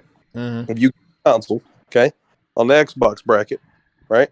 But you still cap for a fucking platform that sells you a console that still takes AA batteries for controllers. That shit just that makes zero fucking sense to me at all. No logical sense behind it. Then on top of that, you got more exclusive controllers than you got the reason for anybody to purchase your damn platform. Because again, at the end of the day, they don't care where you play their fucking app at. Notice I said app because that's all it's going to be at some point is a service. Okay. Well, that's your there with the consoles. It's an Apple Watch, a tablet, computer. You feel what I'm? Tesla screen. They don't care, bro. They don't care. That's why you clearly said it, bro. It's nothing but kitty dog shit fodder, bro. Old outdated games that you can go pick up at a motherfucking flea market or a jockey lot or a swap meet for $2.99. But then you turn around and want to pay for the ultimate service and say you bragging because you get to play something for free. Man, make it make sense, bro. All over the deal, man. And a lot of these people that's jumping up bragging that they playing something for free. I think a lot of them was paid to say it. Oh yeah, they was, or they got a nice shipment of Pop-Tarts sent to the house. Yeah. I mean, we had known about this for a while. Thrash had called some people out about about maybe a year or two ago when it was really heavy. Definitely during Cyberpunk, where people were just all out about Game Pass. It literally it felt like people were getting pushed. They were getting pushed to talk about it. What happened to your chick that looked Machine Gun Kelly from G4? Oh, Ninja. Yeah. No. I think you're talking about Frost. You talking about Frost? Oh, you talking about Frost? Well, they all look the same nowadays. Like they just have different color hair. But I know who you're talking about now. Okay. Sure, you talking all that Game Pass shit, rah. But at the end of the day, bro, you understand gaming, you know gaming, and you've been gaming all your life, bro. Come on, man. You got to be real to yourself before you can be real to others, man. Listen, a lot of people don't like your boy Adam Sessler, right? And I know why. But I saw his face when she was talking that shit on the couch. He knew what was up. Yeah, I mean, that was the point. That's why a lot of people got mad at him, is because it's like, nigga, because he said, "Oh, you're gonna have the ponies in your comment section or whatever the fuck." Maybe it was her, and it's like, bro, you guys are supposed to be telling us about game and talking to us about. Don't treat us like we're stupid. You know what I'm saying? Like, you guys say how much the console war is bad and how much people behave is bad, and you guys go and you push that behavior by acting like it purposely. You know what I'm saying? Like, on purpose, they're doing it just for attention. It's like people not paying attention to that shit for some reason. I don't know, but Sessler should have known better. He's been in the gaming world forever. It's not even about PlayStation versus Xbox at that point. It's more of, okay, you think we're done. Formalities, bro. You should have. You know what I'm saying?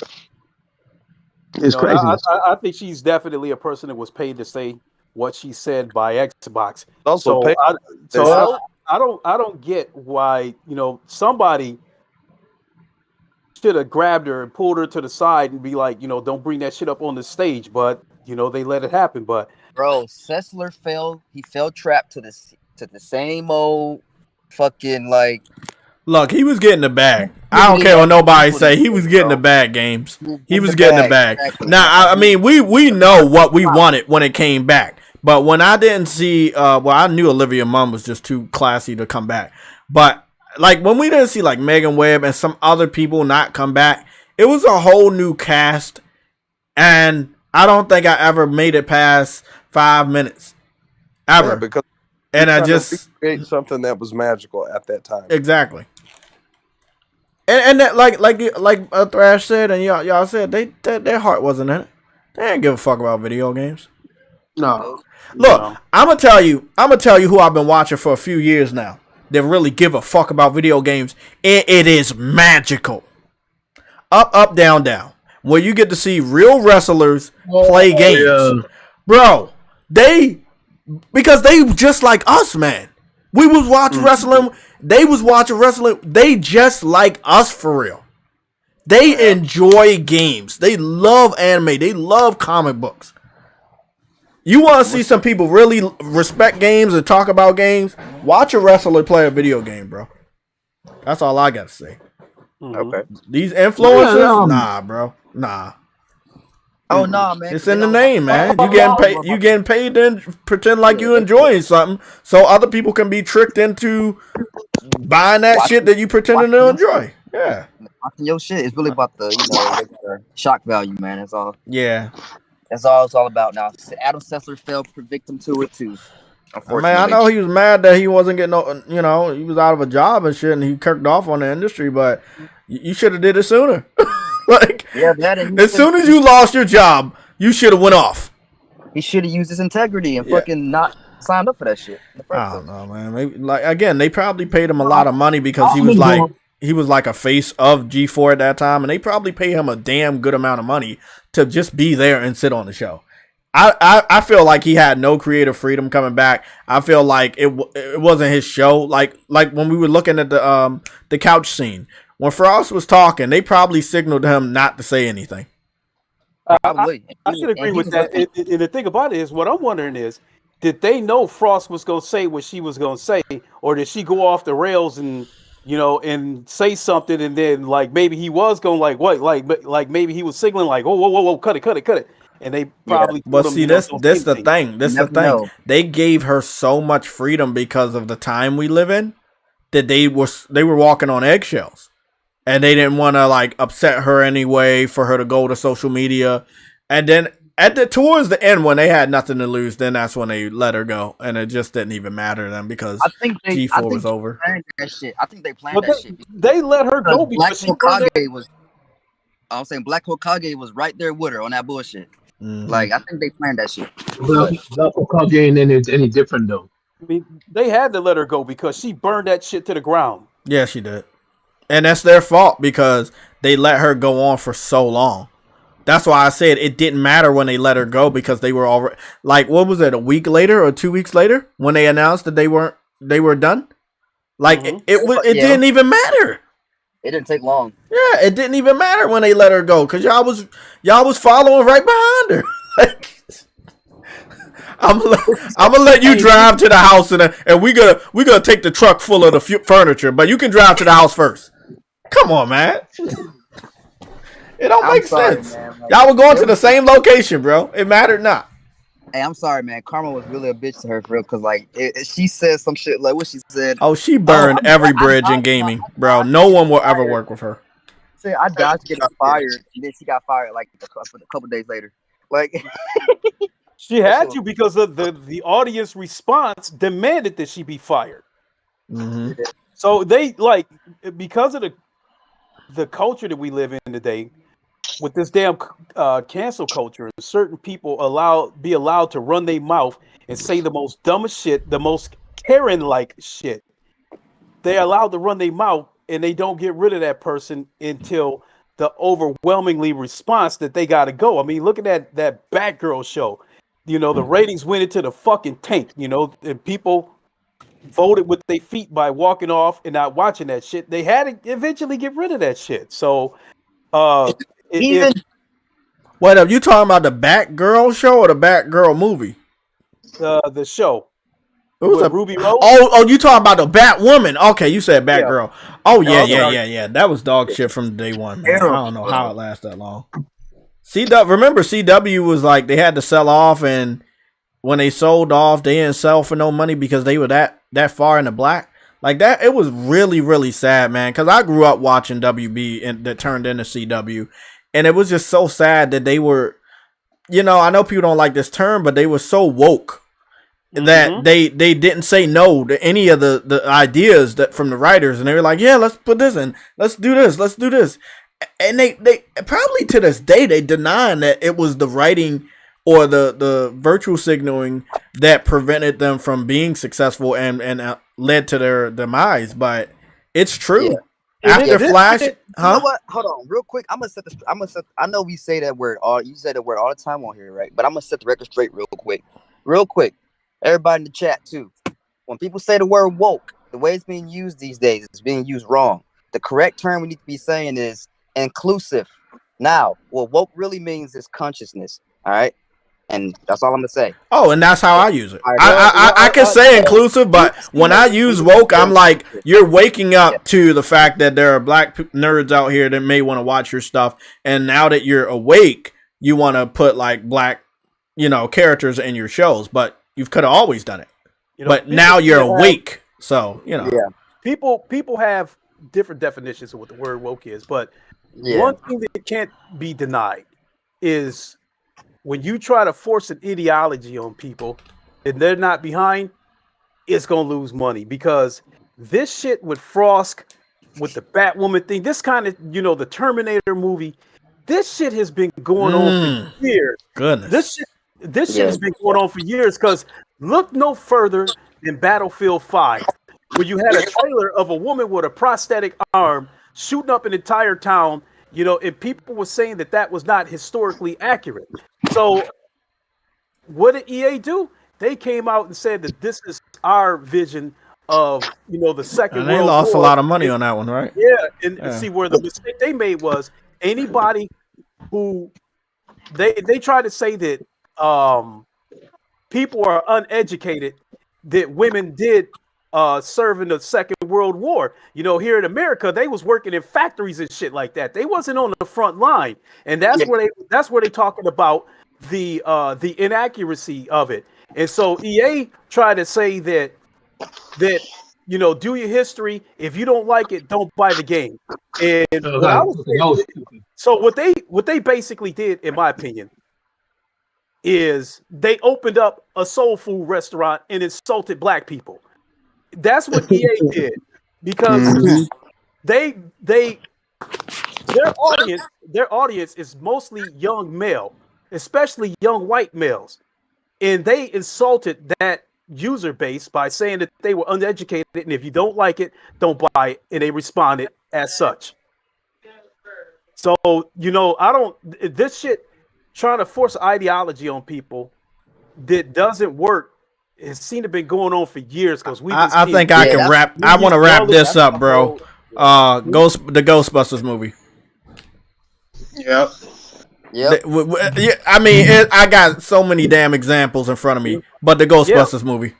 It did with the battlefield situation. You had Anita Sarkeesian coming in running her mouth about it, and that was a death blow.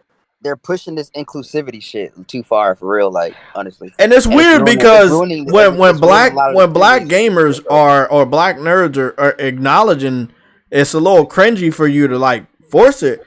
Like, you can't say we racist. Like that's the one thing you can't say. But you're not genuine. And I think that if you're smart enough, you can understand a lot of these pushes, they're not genuine. Mm-hmm. Let me hold on. Let me address somebody in the chat saying women have been serving in nearly every war America has ever had. They've never been on the front line, though. That's what I'm talking about. No, they have not. Yeah, that's why. The Russian Civil War is the only war that I know of where women fought on the front line with rifles shooting at people. Mm-hmm.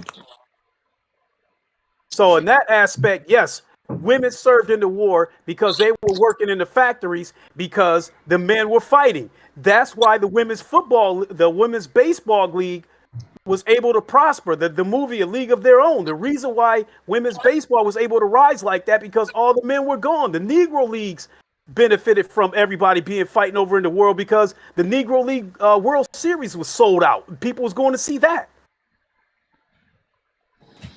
So, but no, women have never fought on the front line.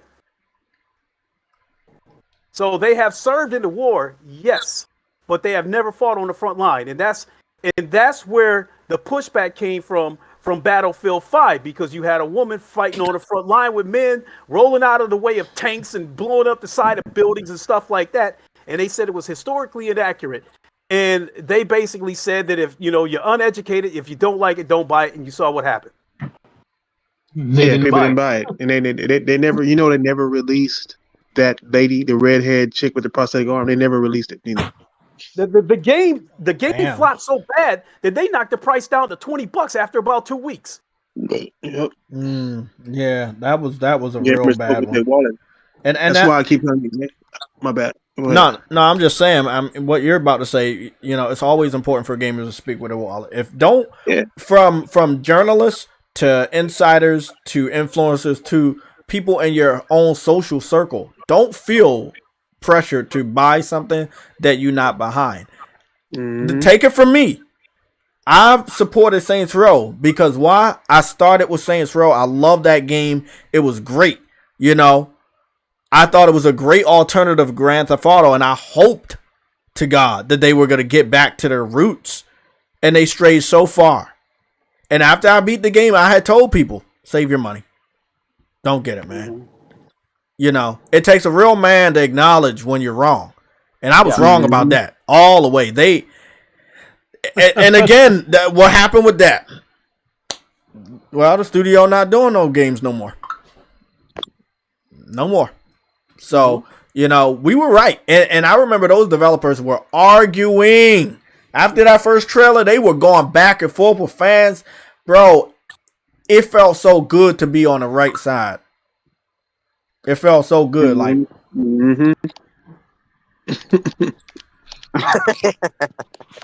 man. No, it does. Though, like, I've been trying to tell you. That's why I try to tell these Xbox dudes, man. Like, you guys got to stop speaking with your mouth when it comes to Xbox. Speak with your wallet, man. Stop pretending that you enjoying these games. We can't say Xbox in this panel. Let me stop. I don't care what you say. You can call them the box. You can call them Xbox. You can call them Phil Spencer's crew. I don't care. Yeah, you gotta let Microsoft know that they're not doing good enough. You know what I'm saying? But a lot of them are just there to help people. You can tell the truth. A lot of people are there to help Microsoft tell the people that they're doing good enough to be relevant. And it's like in the gaming world, they're irrelevant. That's why they need to buy Activision. to try to get some kind of relevancy. Exactly. Because it's obvious that they're irrelevant. They're irrelevant, and they are. Halo is irrelevant now, and that's sad to say because that should have never happened. That's like saying Mario is irrelevant. You know what I'm saying? Yeah. So Microsoft has succeeded in destroying their own Mario, and I'd agree too. I'd agree. Like, there's no reason for Halo to be a fucking free to play game. There's absolutely no reason for that to be the main focus of Halo 2. There's absolutely no reason for it at all. You know what I'm saying? But they're focused on PC. I'm telling you now that's their main focus right now is PC shit. Everything PC. Well, it makes sense because that's the only other place you can make your money, unless you force the PlayStation gamers to buy games that they already had access to. Yeah, I mean, Microsoft sacrificed a lot of money. Like, remember, they made Xbox Live free. Well, free to play games, not even Xbox Live, I should say. And then they came out with Halo. You know what I'm saying? Whereas that could have helped a lot of their Xbox Live sales if they would have had a Halo. And you need Xbox Live to play Halo, but you don't. You know what I'm saying? So they lost a lot of money on that. Same with the Fortnite and all that, because they saw that they were losing money on Fortnite. They were losing money on shit like that. People were going to PlayStation and even Nintendo more than they were to Xbox because it was totally free. Xbox was the only place where you had to pay to play free-to-play games. So they fixed that, which is a good thing. But it's like they're taking away money, even though they ain't getting money in other sectors. So it's just it's all horrible management, man. I love it. I'm loving to see it. That particular situation, Thrash. I think that was a situation where their hands was forced. Because don't forget that YouTube was locked behind Xbox Live as well. And because you didn't have to pay for it on the PlayStation, they had to move as such. So, but I think, their brand has gotten so bad that anything that Sony does, any perk that they give to their consumers, Microsoft at the very least has to match it. And so I think that's why, like you had in that, and I think that's what brought about games with gold because of the 2 games a month that you would get with PlayStation Plus. And Sony has given away a lot of decent games throughout the years to PlayStation Plus. And I think they forced Microsoft hand with games with gold. And I think they tried to match that, but then they diluted the quality of the games they gave you. Exactly. Once they created a Game Pass to try to force you in that direction. Yeah. When keeping up goes wrong. Oh, man, that shit's hilarious. I mean, I'm glad bro, Lincoln, you said what I've been saying for years, about this you got the Game Pass thing, but you still want people to buy into gold. So there were points in time, if you look back, there were points in time where they were delivering the same exact game. So what was the point of either or? Until they shifted all focus to Game Pass. And then again, what's the point of Xbox Live Gold? But again, you need gold so you can play online. So, I mean, people are buying gold and people are buying gold ultimate. But I will say, I think they need to cancel that gold because you have saw the bargain bin original Xbox games they've been putting on that service. It's just, the fuck are you doing? But PlayStation's doing stuff new. They took their time. It's so fresh over here. The games that we're getting are so good over here. And it's like, again, that whole narrative we were forced to listen to and watch over the last few years, complete silence from every single individual that said Game Pass was the best deal in gamer. Complete silence. Who didn't see the writing on the wall with Game Pass? Because leading up to Game Pass, all these developers that Microsoft was picking up, I was telling people way back then, I was telling them, bootleg developers, you're going to get bootleg games because when Microsoft started this acquisition war with Sony, when people were saying Microsoft needs to get better studios, and then they went off and bought Obsidian and Ninja Theory and all these other ones way back then, they were buying studios that were in a vulnerable position. They were damn near on the verge of going bankrupt. They hadn't had a hit game in years, all that kind of shit. And so, and in my opinion, at that time, I felt like Microsoft was buying those studios just to say, see, we're buying studios too, because you know, because Sony had the quality studios with Naughty Dog and Sony Santa Monica, Sony, you know, San Diego studios and shit like that. So I think they was just buying studios just to when you're gonna go back 6 months from now. Yeah. Not today. Hey, Yella, you gotta mute your mic. This nigga. Hey, Yella, can you hear us? Well, no. I'm about to call him. Nah, but yeah. One thing I was saying, Lincoln, is that I don't think that they could pull it off. And one thing that I know True Woody kept saying is that Microsoft had that endless wallet, but nobody wants to continue to lose money all the time. Yeah, right? man. Like, who really wants to lose money all the time? Think about it. You're managing Xbox, the division. And a lot of people don't think like this, but you have to think like this. You're managing Xbox as a gaming division, right? And then you put on Game Pass. You have to pay different developers to put their games in their service. Yeah. That's already available in the service. You know, Jay, to add a different angle to what you were saying about how many years are they going to go losing money? How many years have they been trying to destroy Sony? All the money that they've lost has been trying to go toe-to-toe with Sony, trying to destroy Sony. They And can go on indefinitely with losing money, bro, and still. But I think the reason, one of the reasons why Xbox has been able to do what they did for so long is Phil Spencer is a presidential candidate. Mm-hmm. What? Listen to me. In America, whenever there's the new election, one of the pitches that they always try to sell to everybody is that whoever the new presidential candidate is, one of the things that he will always promise is to undo what the previous person did. And so that's how Phil Spencer's been able to hang around for so long, because in so many words, it's almost like he promised to undo some of the shit that Don Matrick did and dedicate himself to beating Sony. So I think he's been able to hang around for so goddamn long is because people waiting for that day where he will get that ultimate victory against Sony. You better wait for a long time, man. A lot of people gonna be having white hairs, not grays. They will have white hairs. I don't think Phil Spencer took over. Like I said, I don't think he sold the audience on saying that Xbox is going to get back to his glory days. I think he sold the audience on making them think that he's committed to beating Sony. Mm-hmm. But how? This is a new day. Remember, that's what they used to say. This is a new day for Xbox. They used to say that shit. So much, my goodness, they did used to say that shit. Yeah, this is a new day for Xbox. Still waiting on that new day, because the newest day I see is you're still not getting games. And when you do get games, they're disappointment. They oversell on everything. We got all this power. We're powerful. We got where? What game?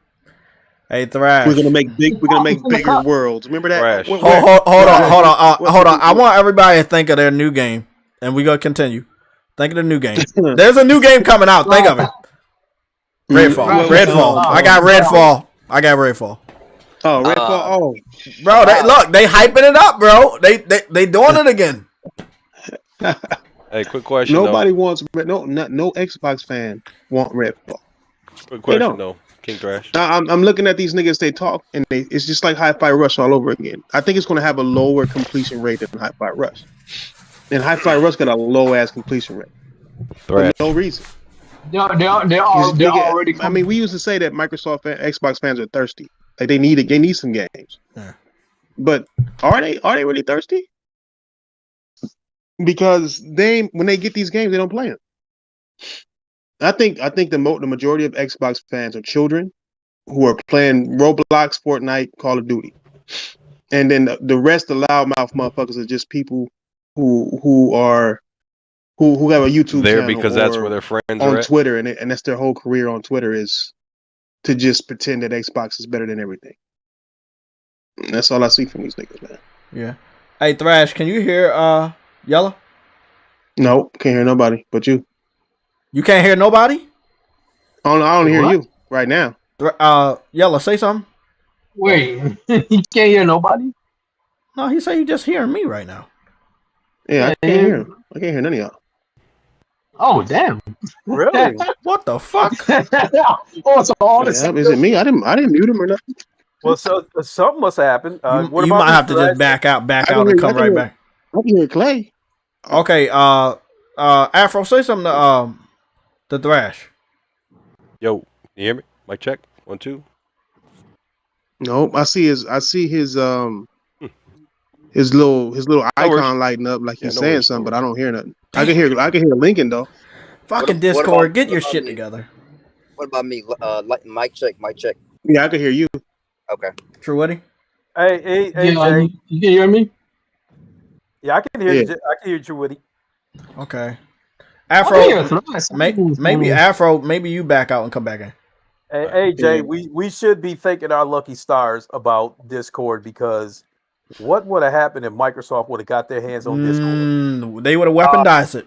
They would have weaponized it just like they're planning to do with Call of Duty. They would have tore up the contract at PlayStation. They knew, bro. Fuck it, I'm gonna do it. They knew. I've been wanting to talk about this shit for a while. They know. They got some ninjas over in everybody's department. They know everything. They knew about the partnership. Yeah, I can hear you now. Okay. They knew about the partnership, Yella. Microsoft, somehow they knew about Discord and PlayStation. And they, again, think about what happened with Bethesda. They knew. There were 2 games in the pipeline that we got exclusive for the PS5. Mm-hmm. But Microsoft picked up Bethesda. Now tell me they didn't know. But how did they know?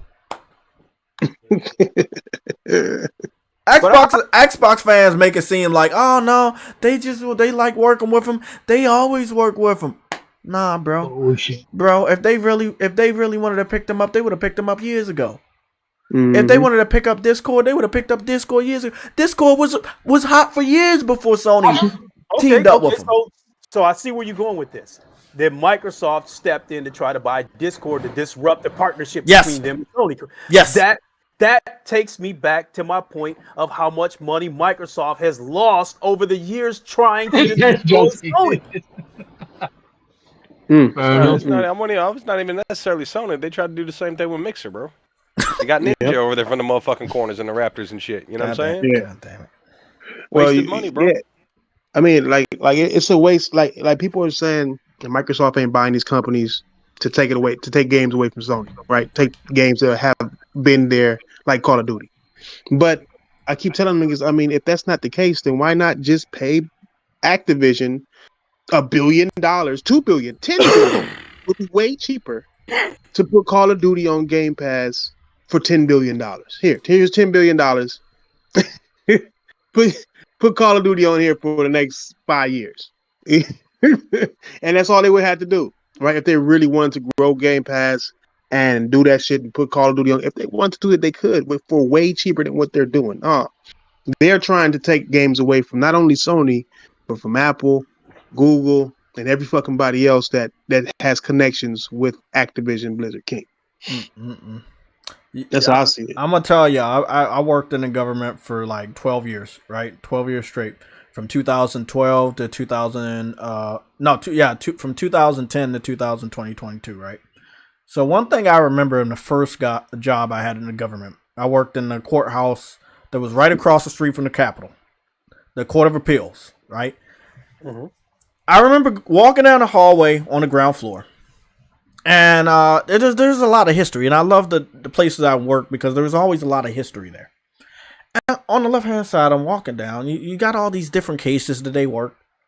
The one that would have been the first to the elevator bank, but the last, if I'm just going straight down the hall, was Microsoft. Mm-hmm. Microsoft literally has history of them doing shit like this. Xbox fans are so fucking cocky to think that Microsoft won't get caught. But if you look through the history books, Microsoft has got caught multiple times and they've had to pay multiple times. Multiple times, yeah. Yeah, they did. They think they like some sort of president of all technology and that they can't be touched.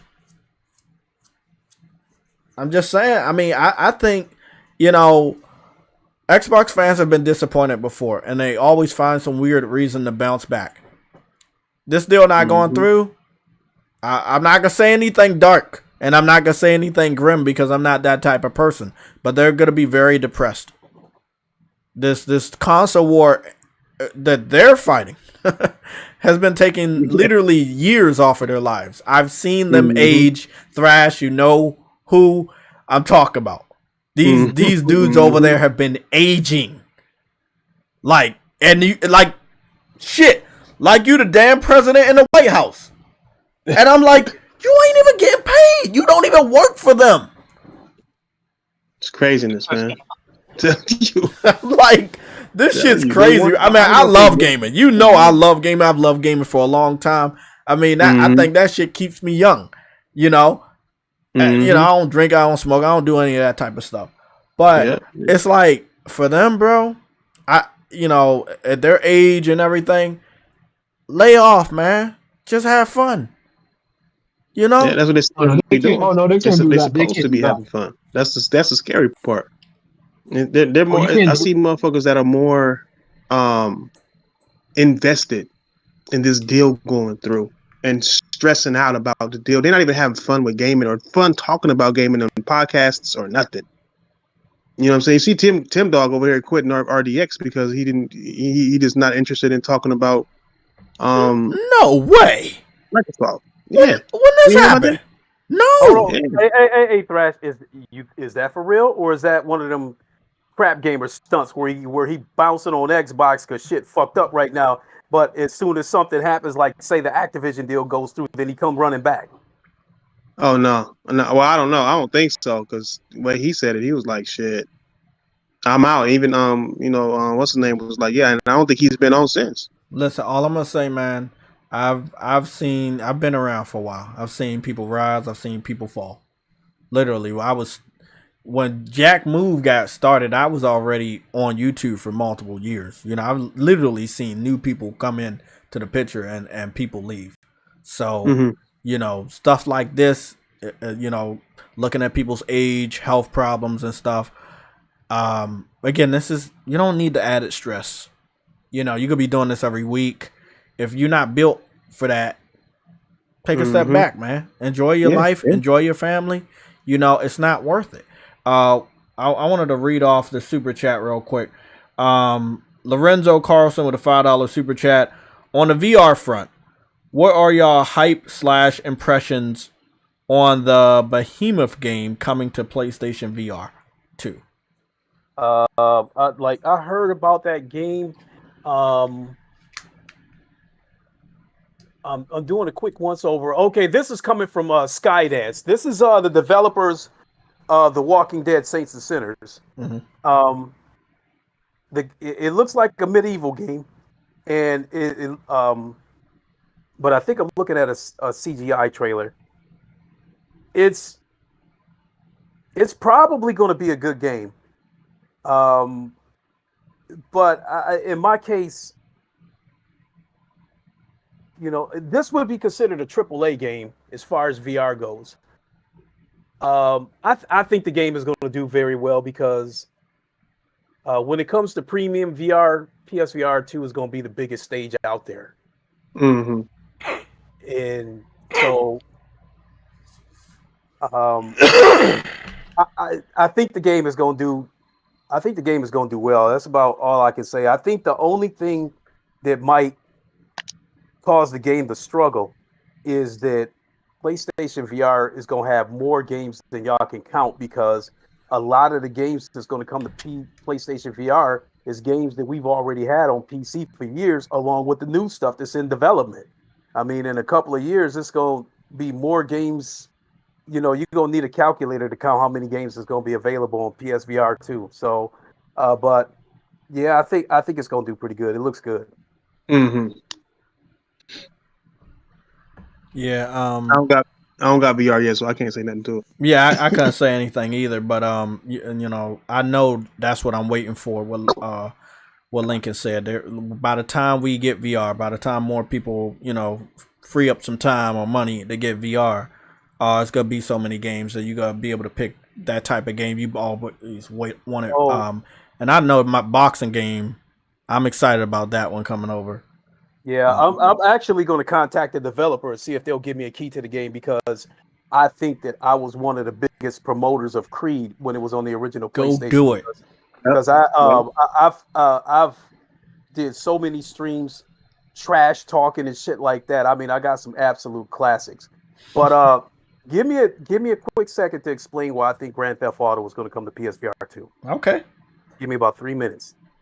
So over on PC, you have a couple of VR mods from modders by the name of Luke Ross and Praydog, where you can play Grand Theft Auto in VR. The only catch is you can't play it online because of the anti-cheat. The anti-cheat could catch you and ban your account. Now, here's why I think Sony's going to bring it to PSVR 2.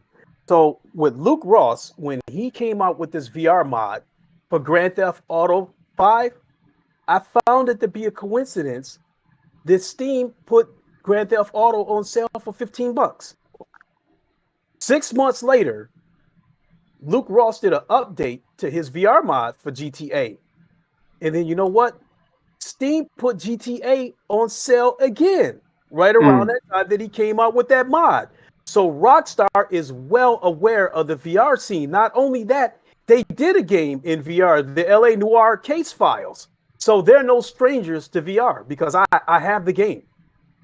And then Luke Ross received a cease and desist order from Rockstar, basically to take his VR mod down.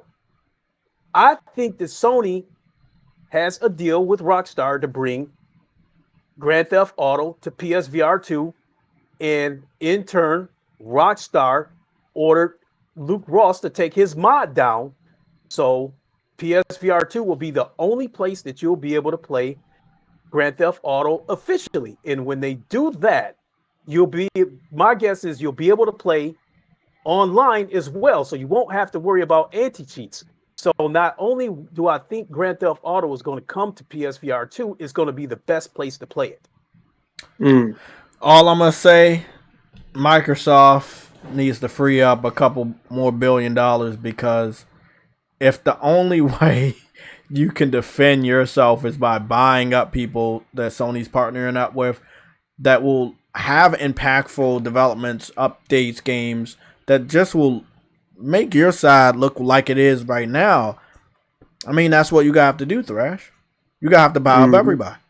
So if Grand Theft Auto comes to VR, and let's say if PlayStation locks it down as an exclusive, deal, bro, that is not good. Like, again, there's nothing I don't understand it. It's a crazy notion that Microsoft want to spend $70 billion on Activision, but not $70 million to jumpstart a VR project.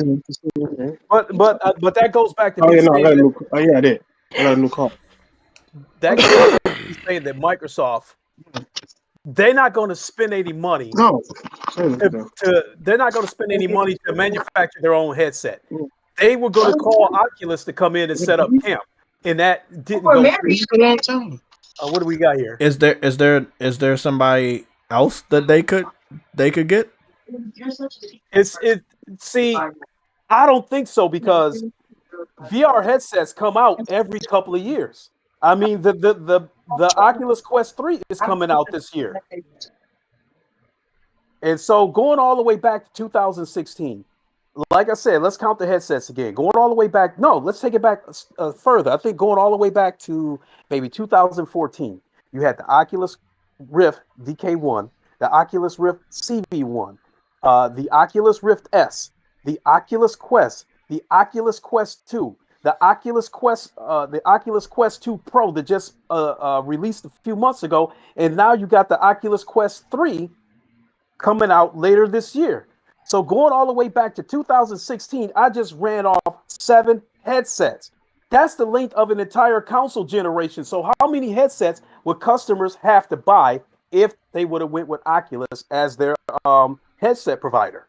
That's why I think it didn't happen, because Oculus is moving too fast. When you look back at PSVR 1, they only did one revise of the headset. The headset remained the same. The revise was it allowed you to keep your headset connected to the PlayStation at all times, and you can use your pass-through and still have active HDR. That was the problem with the first iteration of the PSVR 1, is that if you wanted to get back to your flat screen games and play them in HDR, you had to disconnect the PSVR from the PS4. The new iteration of it allowed you to keep it connected, and it had an HDR pass-through, which means you could play your games as normal with HDR and didn't have to disconnect it. Other than that, the headset stayed the same. If Microsoft, as I was saying, would have went with Oculus, they would have went through about 5 or 6 different headsets through that generation, and the VR would have died over there if they would have had to keep buying a new headset every couple years. Damn.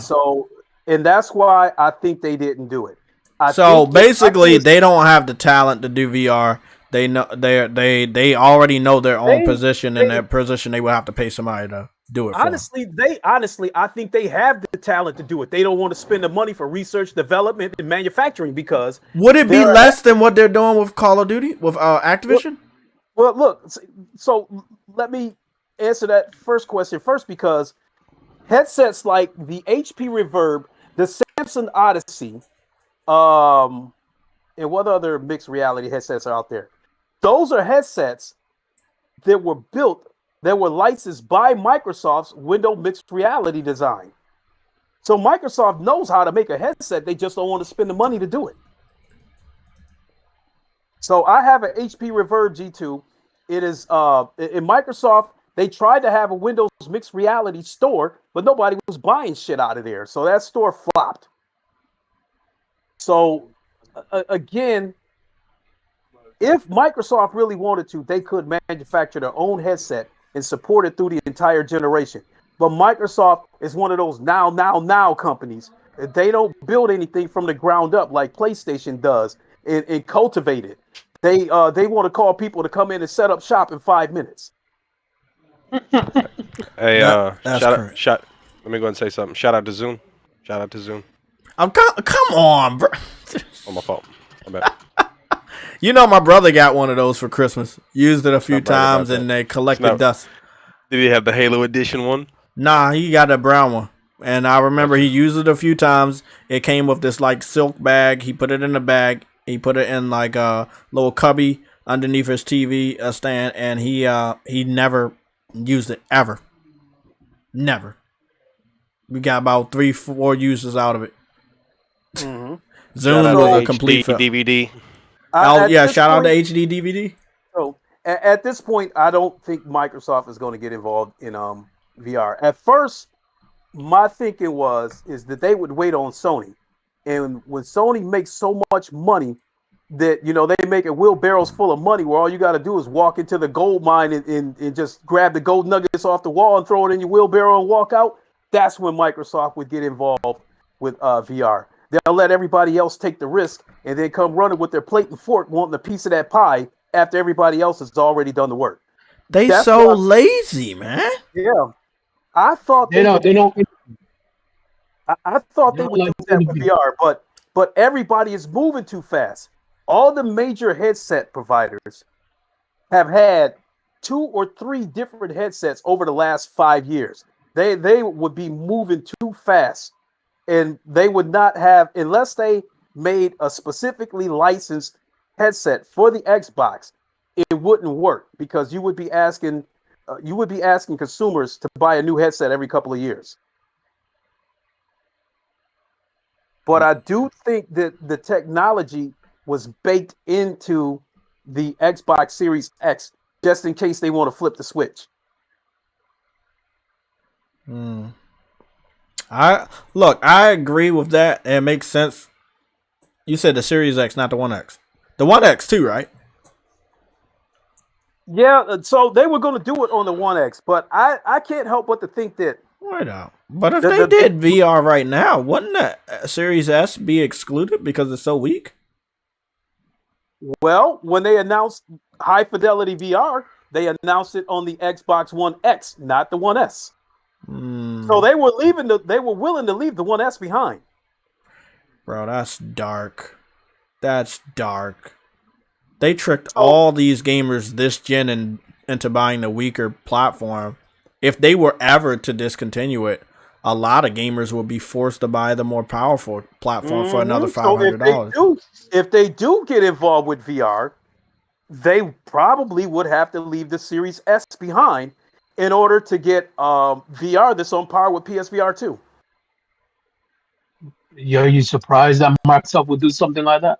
I'm not, but I'm not 100% sure they understand how many gamers went to get the weaker one compared to the more expensive one. Oh no, they know, but they just don't care. They do know that's gonna piss everybody off.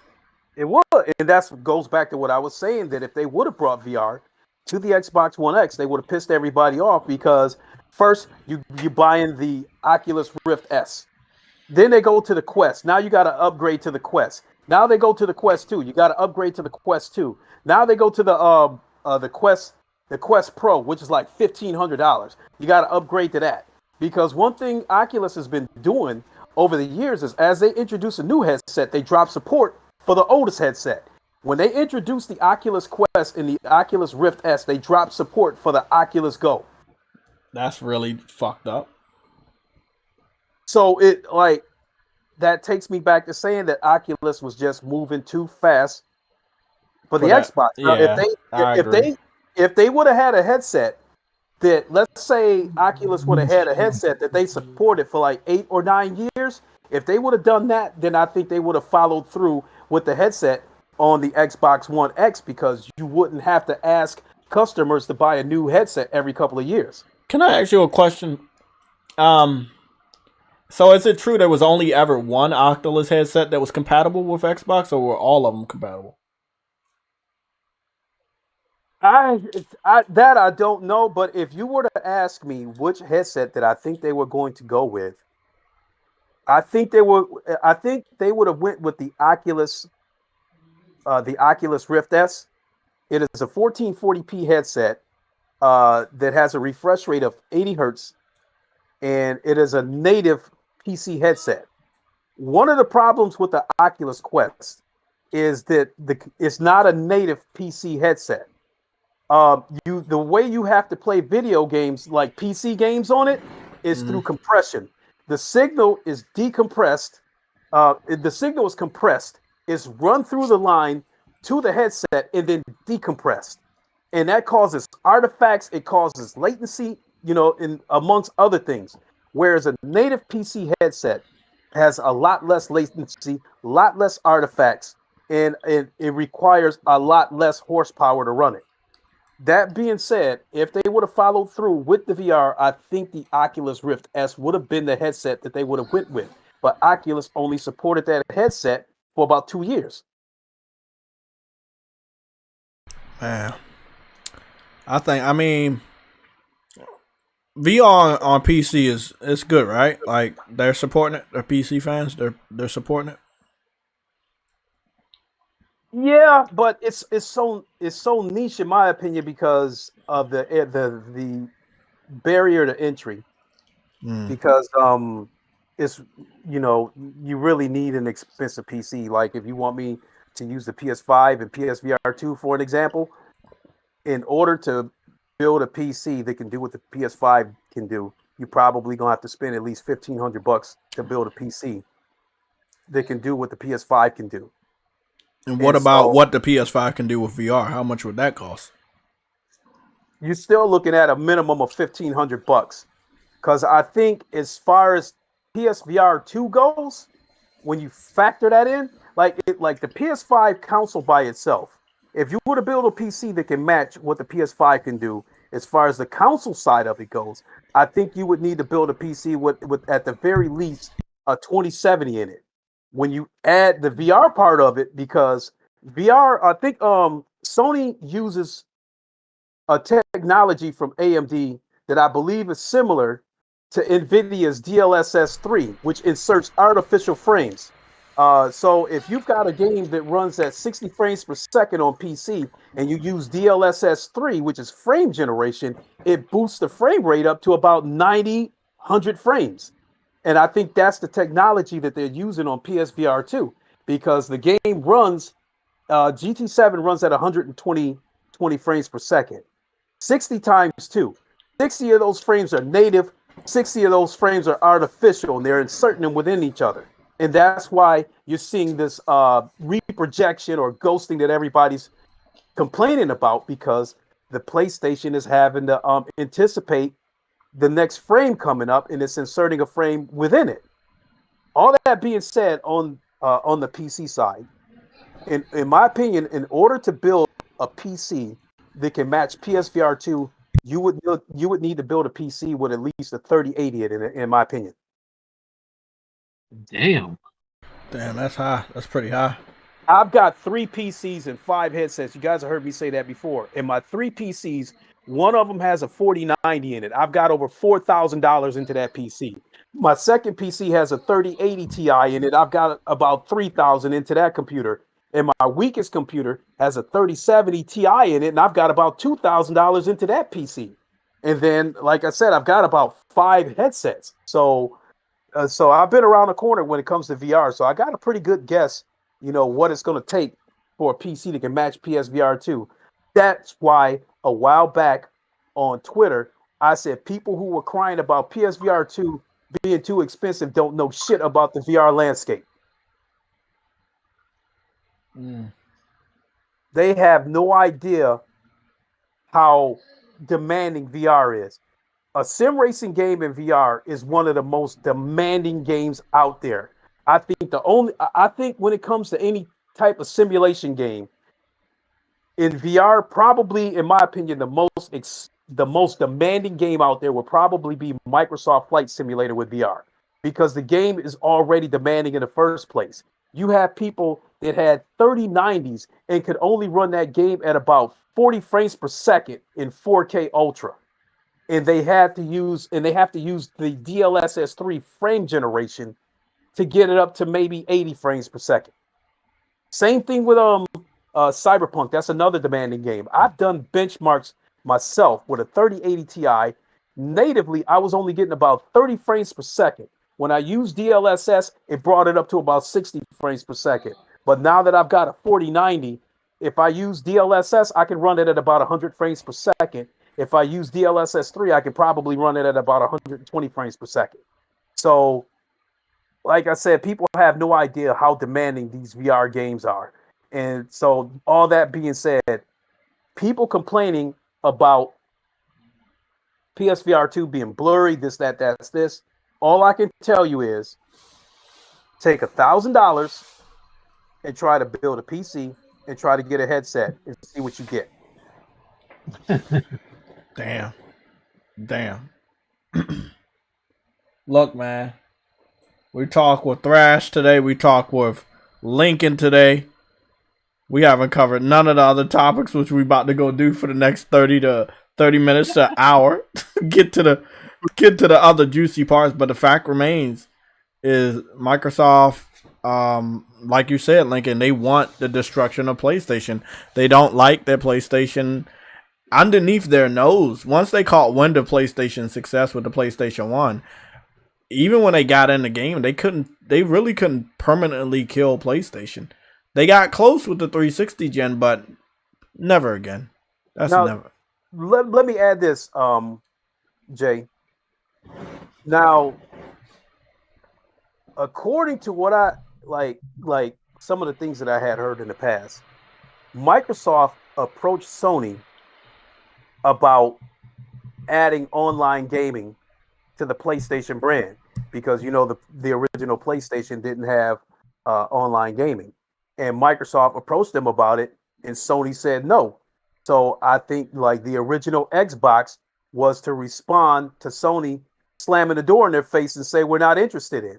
Now, I didn't see it. My mother told me she saw an episode of the Oprah Winfrey Show where Bill Gates was a guest on there, passing out Xboxes to the entire crowd and saying that they wanted the Xbox. It was about time for an American product to dominate the American market. In other words, in other words, it's time to get rid of Sony. And to me, that's where it all started. They have been obsessed with trying to destroy Sony. And that's why the Xbox brand has been hemorrhaging money for so goddamn long. Mm-hmm. That revenge. They say revenge is not good for your health, man. Mm-hmm. It ain't, man. That's not good for you, man. I mean, bro. Look at the influencers, man. Like all these people we suspect are being paid by Microsoft. They can't say a damn good thing about the Xbox brand without mentioning something bad about PlayStation in the same breath. Exactly. And so that's why I went at D-Batch on Twitter when he tried to say now you know the situation with that. I think he straight up lied. You know, are you familiar with the situation on that? Fill me in. Okay, so he got a PSVR 2 headset, right? Okay. He complained about the Mura, and he said that he hopes that the replacement that he gets, that the Mura would be better on it. What made me think he's lying is that PSVR 2, to my knowledge, the only way you could get that headset was through PlayStation Direct. Exactly. And it took them about a week to get those headsets shipped out to customers. The headset relaunched. The headset launched on February 22nd. Okay. On February 23rd, D-Batch made a post talking about the Mura on his headset and said that he hopes that the replacement headset would be better. On February 24th, he made another post and said the replacement headset that he received, that the Mura wasn't as bad, but it was still there. If it took Sony a week to ship these out to customers, how was it that you were able to get a replacement headset one day? In one day.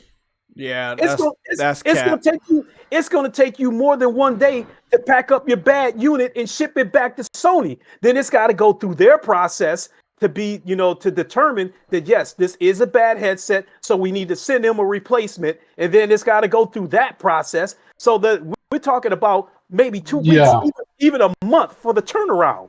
You know what I mean? Yeah, and he's saying that he got a new headset within one day. Yeah, that don't sound right. So I sent them a message and told them that Phil Spencer's office is closed on the weekend. Man, go play some games. So he was able to show the proof that he owned the headset? I think he owns the headset. I think he's just lying about saying that he got a replacement after one day when it took Sony damn near. But what's the point? Like, if you so much of an Xbox fan, right, that you could go out of your way to shit on the purchase that you made with your own money. That's all them Twitter dudes are, bro. I mean, that's some sad shit, man. Not only that, I went through his YouTube page. He only has one video related to PSVR 2, and all he was doing was speculating about some games and the specs. He has no videos of him actually playing it. Other than that, the rest of his library is filled with that's all Xbox. That's exactly what I expected. That's exactly what I expected. He has, other than that, his library is filled up with PC and Xbox shit. In his background, his banner is an Xbox logo on there. Yeah, that makes sense. And so I told him, I was like, man, Phil Spencer's office is closed on the weekends. Go play some games. And then he tried to ignore me like I was, like I was a little peon or something. But what made him respond is that my comment picked up some momentum. It got like 30 likes and like 5 retweets. When he saw that, then he had to respond. And then he's like, I'm playing games, you playing Twitter. Right. I go check your fucking YouTube page and you haven't posted shit on there in over a month. You gotta love it. You gotta love those guys. Look, I love getting in a fight with an Xbox fan. I got in a fight with an Xbox fan last week. Hear this story, Lincoln. Mm-hmm. He said the only way that Horizon looks good is in photo mode. So you might have saw this post. I went on Horizon.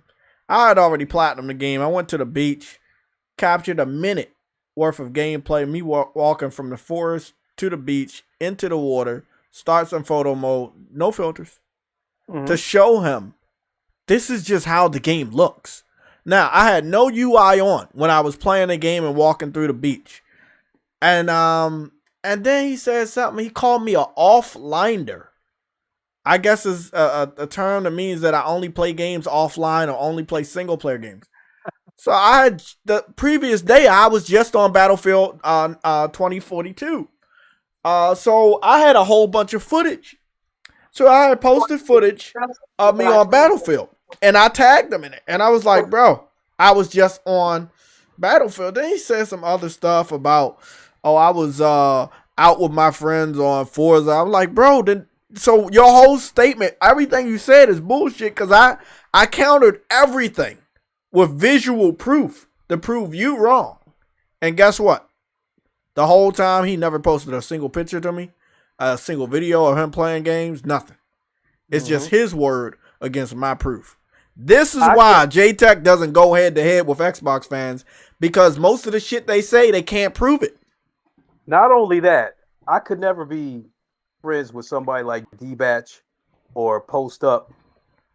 Hey, speak of D-Batch, though. Do you see what happened with D-Batch? Hold on, let me get this out. I could never be friends with them because they would never come out of character. They, if me and him was like, if we went out to Applebee's to grab a drink and the subject of games come up, he would go into his Xbox mode. He wouldn't keep it real and say, look, man, I know Xbox is bullshit. I'm just doing it for the views. I think he would get right back into character and start arguing with me inside of Applebee's, talking about how great Xbox is. I couldn't be friends with a dude like that. Damn. Lord, speaking of which, Thrash, that's why I gravitated towards Thrash. When I'm not gonna lie, when I first discovered Thrash channel, I was like, man, this dude ghetto as fuck. But I was like, the dude is dropping bombs though. He dropping nuggets.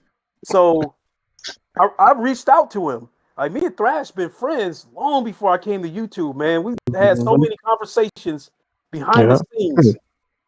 And Thrash is the one, ironically, that got me off the ground. When I put out my first video, he was the one said, check out my boy Lincoln Clay. And Thrash got me my start. I'm forever grateful for it. Ain't gotta be, man. That's all type of shit. So I know that when I'm talking to Thrash, I'm talking to Thrash. I'm not talking to the PlayStation gamer that's gonna go into character and like, oh, Sony's great, I can have a conversation. I called Thrash a few times and we talked about everything. You know what I mean? So it wasn't a situation where he hopped into character and had to start acting like a PlayStation dude. Never so, sir. Never so. It's rare. It's rare to find people like that, though. Yeah, like some people have an off and an on switch. How I talk here is how I talk offline. You can ask anybody. Same voice, same attitude. That's just how it is. And that's why I'm always kick it with you, because I know, like I said, with them Xbox dude, the switch is constantly on. They never shut it off. Exactly. They could be in the bed with their girlfriend and still go into the Xbox mode. And Game Pass is a great value. While the girl trying to kiss on his neck and shit. So. Boy, am I late like a motherfucker? But the first thing I hear was niggas refusing kisses on their neck. Spartan, what's going on, Spartan? Of course, that was something. Of course, Spartan. That's the only thing you would have called. Of course, that was something this nigga in here, man. I'm sorry. I be at work all the time. I know, man. You gotta make that money, man. No, my supervisor here is getting on my nerves, so I'm like, fuck it. Why the fuck somebody leave when I came in? That's obviously what you're gonna hear. Man, hey, all we gotta say something is a speck of sexuality and Spartan gone poof. Like a motherfucking genie, bro. Don't forget to join Spartan's OnlyFans podcast on Tuesdays. Be going off. Well, it is, but it's not this Tuesday. Oh, Spartan. In April. It comes back in April. Oh, shit. How y'all doing? What's going on, man? Yeah, man, it's been a minute, bro. But I work for your friends. What are y'all talking about? I'm bored. I'm at work. Give me something to do. Well, the main topic for the stream was why does Microsoft care so much about PlayStation exclusives? Or I know the answer yeah, to that. or why do they care so much about what PlayStation doing? Because remember, this is the reason. Yeah, I'm sure they saw that Xbox said that's one of the best documentaries they seen, right? Microsoft told you the reason constantly that they here is because of PlayStation. Now they didn't get them; they got them not to take over the living room, barely, but they love PlayStation. They really want to be like that. That's another way to make money. Sony took this industry from multi-millions when they came in with the fucking different type higher bits and 3D and all that shit, graphics with PS2. That shit put the N64 in a stronghold and Sega in a stronghold. They had to release multiple consoles. Fucked up. They don't want to be a failure ever again. That's Microsoft's problem. Sony came from being failure, being worth 18 billion, and fucking they went from being to like they went from 18 billion in 2013. They whole company being at the lowest point to being worth fucking 100 something billion in 7 years. Microsoft didn't bounce like that. They had to buy everything. They didn't buy everything. They want to be like Sony. Okay, they have more money than Sony, but they really the experience of having success in the market. They just can't win. And that's why they're buying it, because that's how they won in the OS space. That's how they won everywhere else. So right now, Sony exclusives are kicking their ass. They cannot match that. They have the talent, but like they always say, they don't have the ambition for that. They don't have it. That's why they care so much, because perception is key. If you can't beat them, you're not going to join them because you lost. Like Sega. Sega accepted defeat from not just really Sony, but Nintendo. And you see, they partnered with them now. Look how much Sega games and Nintendo, we got them getting along. You see that? Microsoft would never do that. They had to do that to Apple. Apple had to put fucking they browser, Internet Explorer as their default browser when Microsoft saved their ass. So they want to basically do what they did in other fields in gaming. That's why they care so much. Because if Sony was to buy Activision, like they have money for it, so y'all could get the fuck out of this mindset. Sony broke. You take bank loans, you make it back. You never spend. Once you go over 10 billion, you never use your own money. Ever. That's why Microsoft bought LinkedIn. That was cash because they make a statement. Right? Cool. If Sony was the one to be buying Activision, Sony would never want to make Call of Duty exclusive. I can guarantee you that. They would never do it. Because you make money on Xbox. It wouldn't make sense. It wouldn't make sense. I know that Xbox niggas buy that game. Like if they was to buy Hellblade, Ninja Theory, they would have made that shit exclusive. Because most of Hellblade sales, even though I didn't do much, was most on PlayStation. And they have talented over there. Microsoft cares so much because this is one area where they have never won. Keep in mind that 360 shit, no much how perception people say 361, in Microsoft eyes, they failed. They failed because the PS3 not only came back. The fuck? Not only came back, but you won. Remember they said 360 sold all those games. You found out PS3 sold more hardware and over $1 billion software, so they lost. And then the Xbox One, they lost. And now this gen, they're losing. So you see how it's constant. They lost their first try against PlayStation. Okay, it's expected. They beat the GameCube though. They did. They made their little mark. They have never beaten PlayStation, and they want to know why. What do they have that we don't? That's Microsoft, and they can't publicly say that. So what they're gonna do is they're gonna take away what they think Sony has. Them third-party deals. If you can't get them, buy them. And if this deal gets approved, which I think it would, okay, let's see how they manage Activision. And King, you would make more money, yes. But if you're still saying things like, oh, Sony would still be in the lead, even when we do that, they're right. But just remember, like me, Jay, and Truity, all of them say here, if you push this deal through for Microsoft, the niggas you rejected in the past can come back and sue your ass. So exactly. If this deal goes through, it won't be won't be about if this deal goes through, it won't be about how many people they try to reach with this franchise. It's going to be about trying to control how it is presented on the PlayStation platform. That's all it is. Go.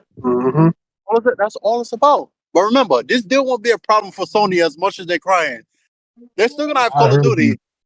They're still gonna have it. I guarantee Microsoft is gonna honor that shit, right? Because they did it with Doom. Like when they bought Bethesda, the Doom got all the enhancements without no strings attached. They did the Insomniac 40 frames and shit. They did all that, the ray tracing performance. That's not the problem. The problem is, if you grant this from Microsoft, that means other companies will see this shit and be like, wait, they acquired a $70 billion purchase. They got scrutinized and it went through with concessions. So that means if I give concessions and I want to pay that much, so I should be pushed through as well. That's going to be the problem. And that's what they don't want. That's what Sony's problem is, because Microsoft is not the only one with money. You see the Arab, you see Tencent, you already see Apple, you see Amazon is there, Google is there. All them niggas got money, got cash on him, money. And that's what Sony don't want. So Microsoft is starting an arms race because they know Sony cannot do that. That's what Sony's problem is with this acquisition, because that's the largest third-party publisher. And the first one, it's not really about Call of Duty. It's the fact that you have control and you're starting something, and Sony won't be able to beat off everybody. So when Microsoft is saying these other companies, they're right when they're saying they're supporting the deal. Yeah, because if they deal gets through, Amazon shit, Google shit, Tencent shit, all their deals will go through. And the shareholders will see money because they will have control over us. That is the problem. I think I already said one of the reasons why I think Sony is trying to block this deal. I already said that one of them is, I think, because of the possibility of Call of Duty coming to PSVR 2. That's one reason to try to block the deal. I think the other reason why they're trying to block this deal is to buy themselves time to get all their ducks in a row. Because I believe Sony has already washed their hands with Call of Duty and they're done with them. I think they just trying to buy themselves some time to get their games as a service shit up and moving, and any other stuff they got moving. And I also think that this Activision deal is why Sony has been holding back on the shows, because we know Sony got more shit in the pipeline than we can count, but we haven't really seen it. Because I think if they come out with a blockbuster ass show like we saw when they revealed like the Last of Us 2 and Spider-Man and God of War and all that kind of shit, you know, Microsoft will start crying again. They're gonna keep dominating. They're gonna keep, So I think that's why Sony has been trying to be low key with some of the stuff that they got going on. You're correct. Look how they marketed PSVR 2. Sony said that they wanted mass adoption for PSVR 2. But yet they've been making these damn Twitter blogs all over the damn place instead of blowing the shit up like Oculus did. You go on YouTube, everywhere you look around, you saw Beat Saber videos and shit like that. I think the reason why, is Sony only waited until like 2 days before the headset launched, before they come out with that Ozzy Osbourne commercial.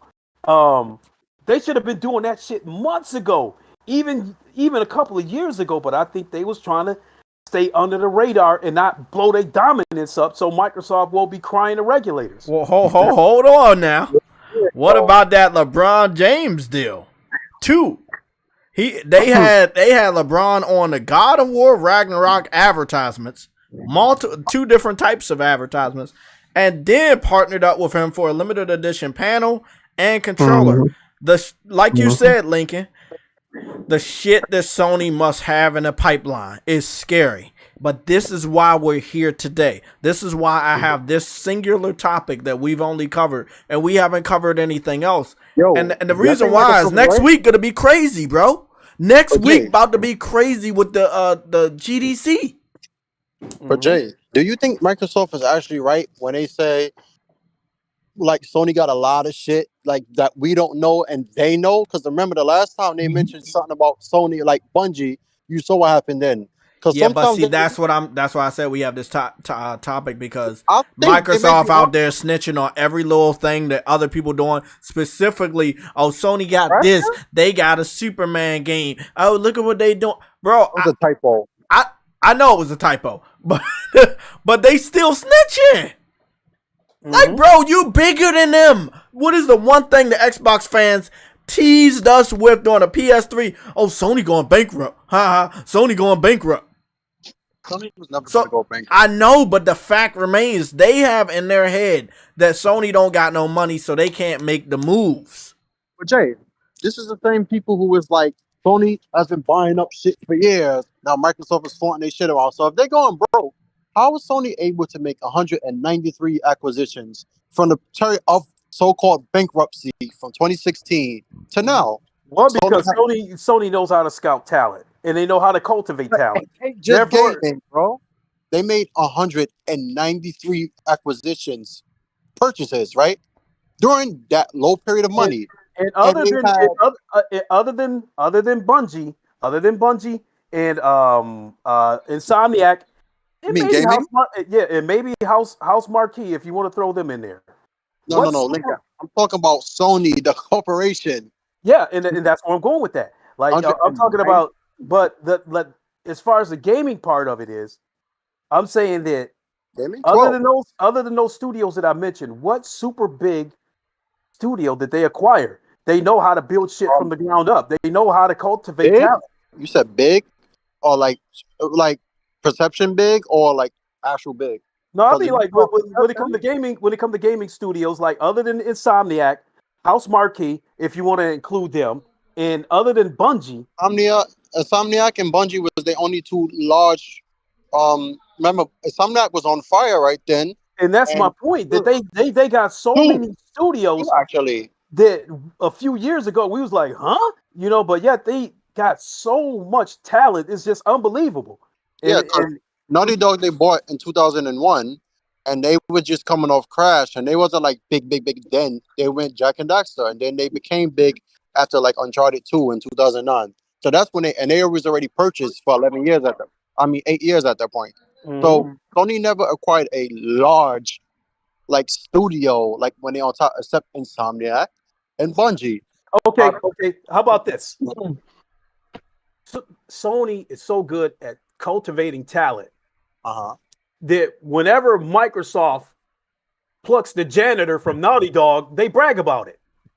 Right. Which they actually did.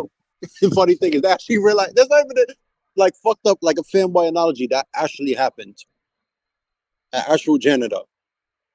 They fucking acquired and bragged about it. But remember when the initiative was coming out, and that was to be the quadruple A studio with all the talent, and all the talent left because they couldn't come. I already said before, you can have all the talent in the world. If those minds don't mix, it's gonna fall apart. And you saw that. You talking about the initiative? Oh, that was funny. Like, bro, Bethesda, legit. As much as we say Bethesda, and they have a lot of bugs, and their games are trash. Nigga, when you look at Bethesda games, if Bethesda wanted to show the fuck off, they can. You saw when it came to the game. They really can. If they really wanted to. I see some new shit today talking about Microsoft said that EA and Ubisoft are PlayStation's biggest third-party publisher. Yeah, I know. And they said Microsoft is lying, right? They are not, actually. They're telling the truth. Activision is not Sony's PlayStation's biggest publisher. It is EA. Because you got what? You got Madden, and you got what? The Need for Speeds, the Battlefields, what? No. What it is that they got the biggest EA got is FIFA. That alone right there is just crazy. I forgot about FIFA. Oh shit. You're right, man. You're right. I got you. I think they let that license go. But if EA would have been able to get hold of that MLB license, they would have kept the FIFA license. They were. Because they were going to try to have a sports monopoly. Because they were. Now look. They got rid of the FIFA license? They didn't renew it. They didn't renew it. FIFA's mad at them because they didn't want to renew it. Yeah, they gotta call it something else. So here was the deal. and this is like shout out to my man Jay Barry, but I'm the one that came up with the term that Microsoft stench because they have done so much dastardly shit. Microsoft used the media to try to vilify Sony when they initially did not get on board with crossplay. And I said it like 3 years ago. I said that shit has a Microsoft stench to it, that the entire media is against Sony for not doing crossplay. And now you fast forward to the MLB situation. I believe Microsoft had a team of lawyers look over the agreement. They went to MLB with a briefcase full of money and told MLB, this game can make more money if you spread it out to more platforms. In turn, MLB basically told Sony, if you want to extend your current license with us, this game has to be on other platforms, and that's how it got on the Xbox on Game Pass. No fucking doubt. Sony said they did not want to do it. So it like the Xbox version of MLB The Show, MLB published it, not Sony, because they said that was out of their hands. They wanted no parts of that.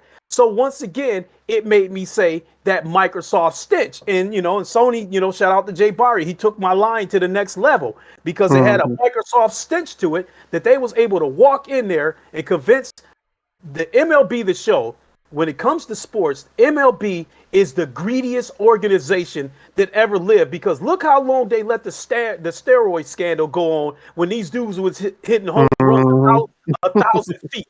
They let this shit go on until Jose Canseco blew the whistle on all of them, and then that shit came crashing to the ground. So when it comes to these organizations, all of them's greedy, but MLB is the greediest. So for Phil Spencer to come to them with a briefcase full of money, it was a done deal. Now, if Sony says no, we're not going for this, what would have happened is MLB would have opened that license up and let everybody have it. So here comes EA with a briefcase full of money. They get the exclusive rights to make a baseball game, and they would have created a sports monopoly because they have the NHL license, they have the FIFA license, they have the NFL license, and now they would have the MLB license, and they would have created a sports monopoly, and you would have had to go through their subscription service to play any of those games. That was the point. Well, that was the point of it. And they almost got away too. If it wasn't for that dog and them kids, that's man. That's why I was telling people Sony did what they had to do when people got mad at them for letting that license get away from them like that. They hands were tied. They did what they had to do. We had talked about it on our podcast many times when that news broke. It was so weird because it's like, I mean, why now? It was like MLB was hot for a while. It wasn't at that specific moment. It was hot for a few years going back. And I was like, what? This is just not making sense.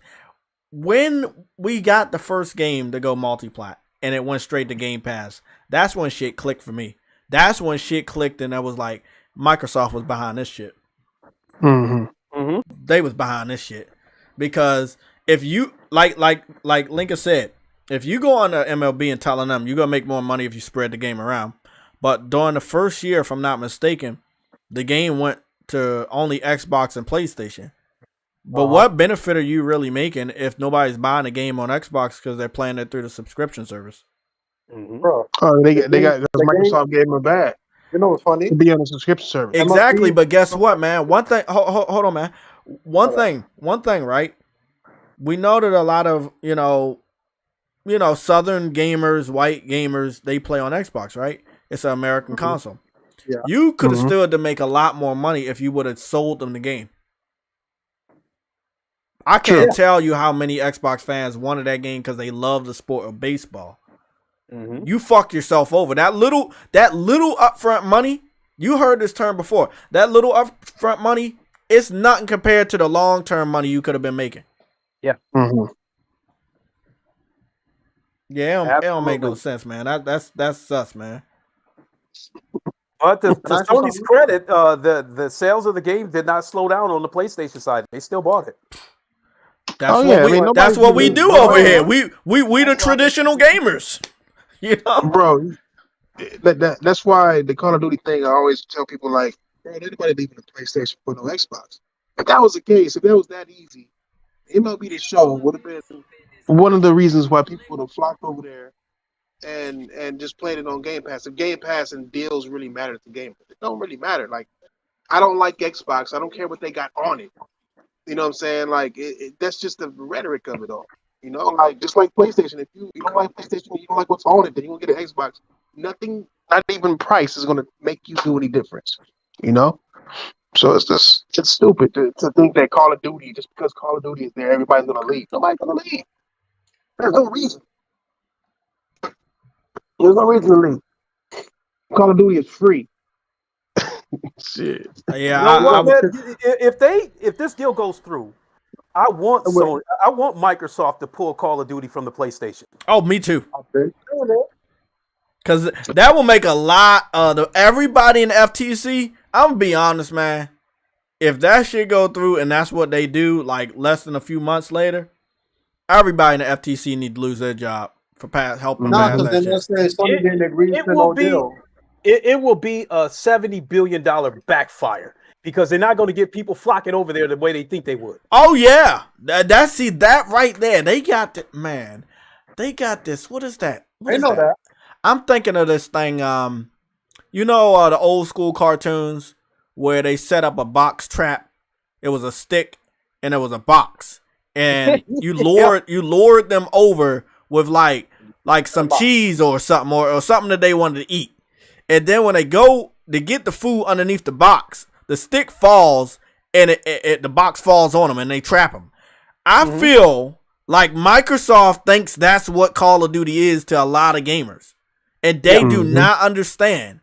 Bro, let's just example. Call of Duty launches this year. But Spider-Man launches this year.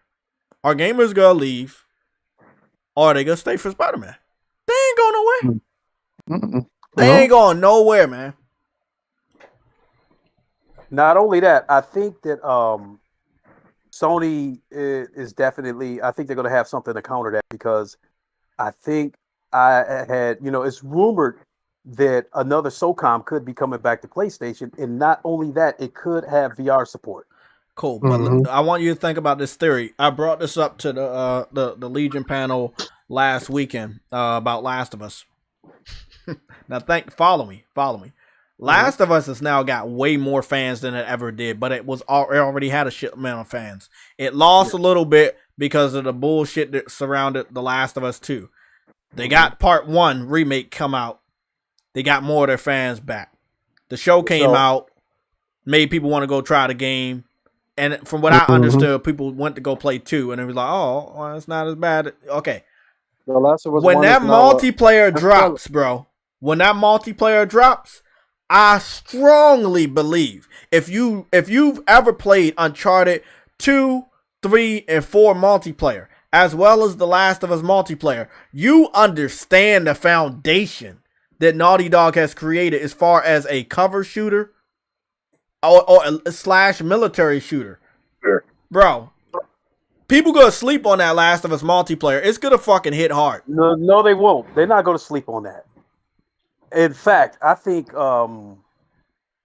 it had been rumored that it could appear on PC too.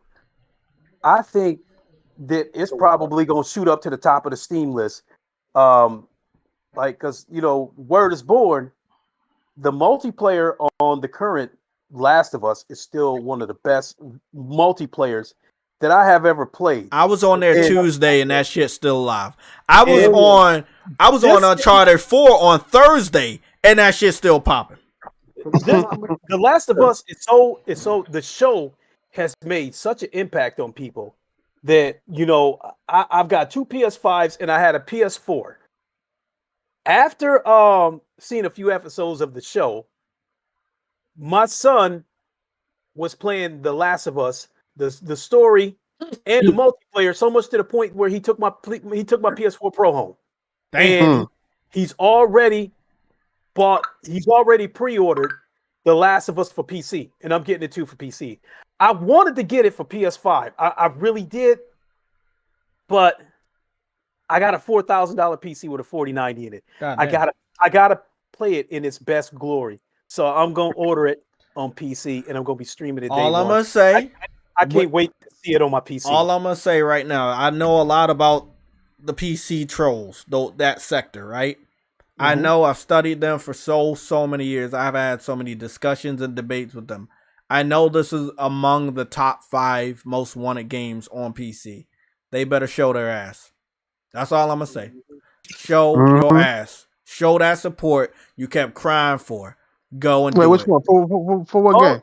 Last of Us. Last of Us is in the top 5 games that the PC fans wanted. And check this out. Bloodborne is number 1. And you're hearing it from me. Mm-hmm. And I'll show it to you. Bloodborne is number 1.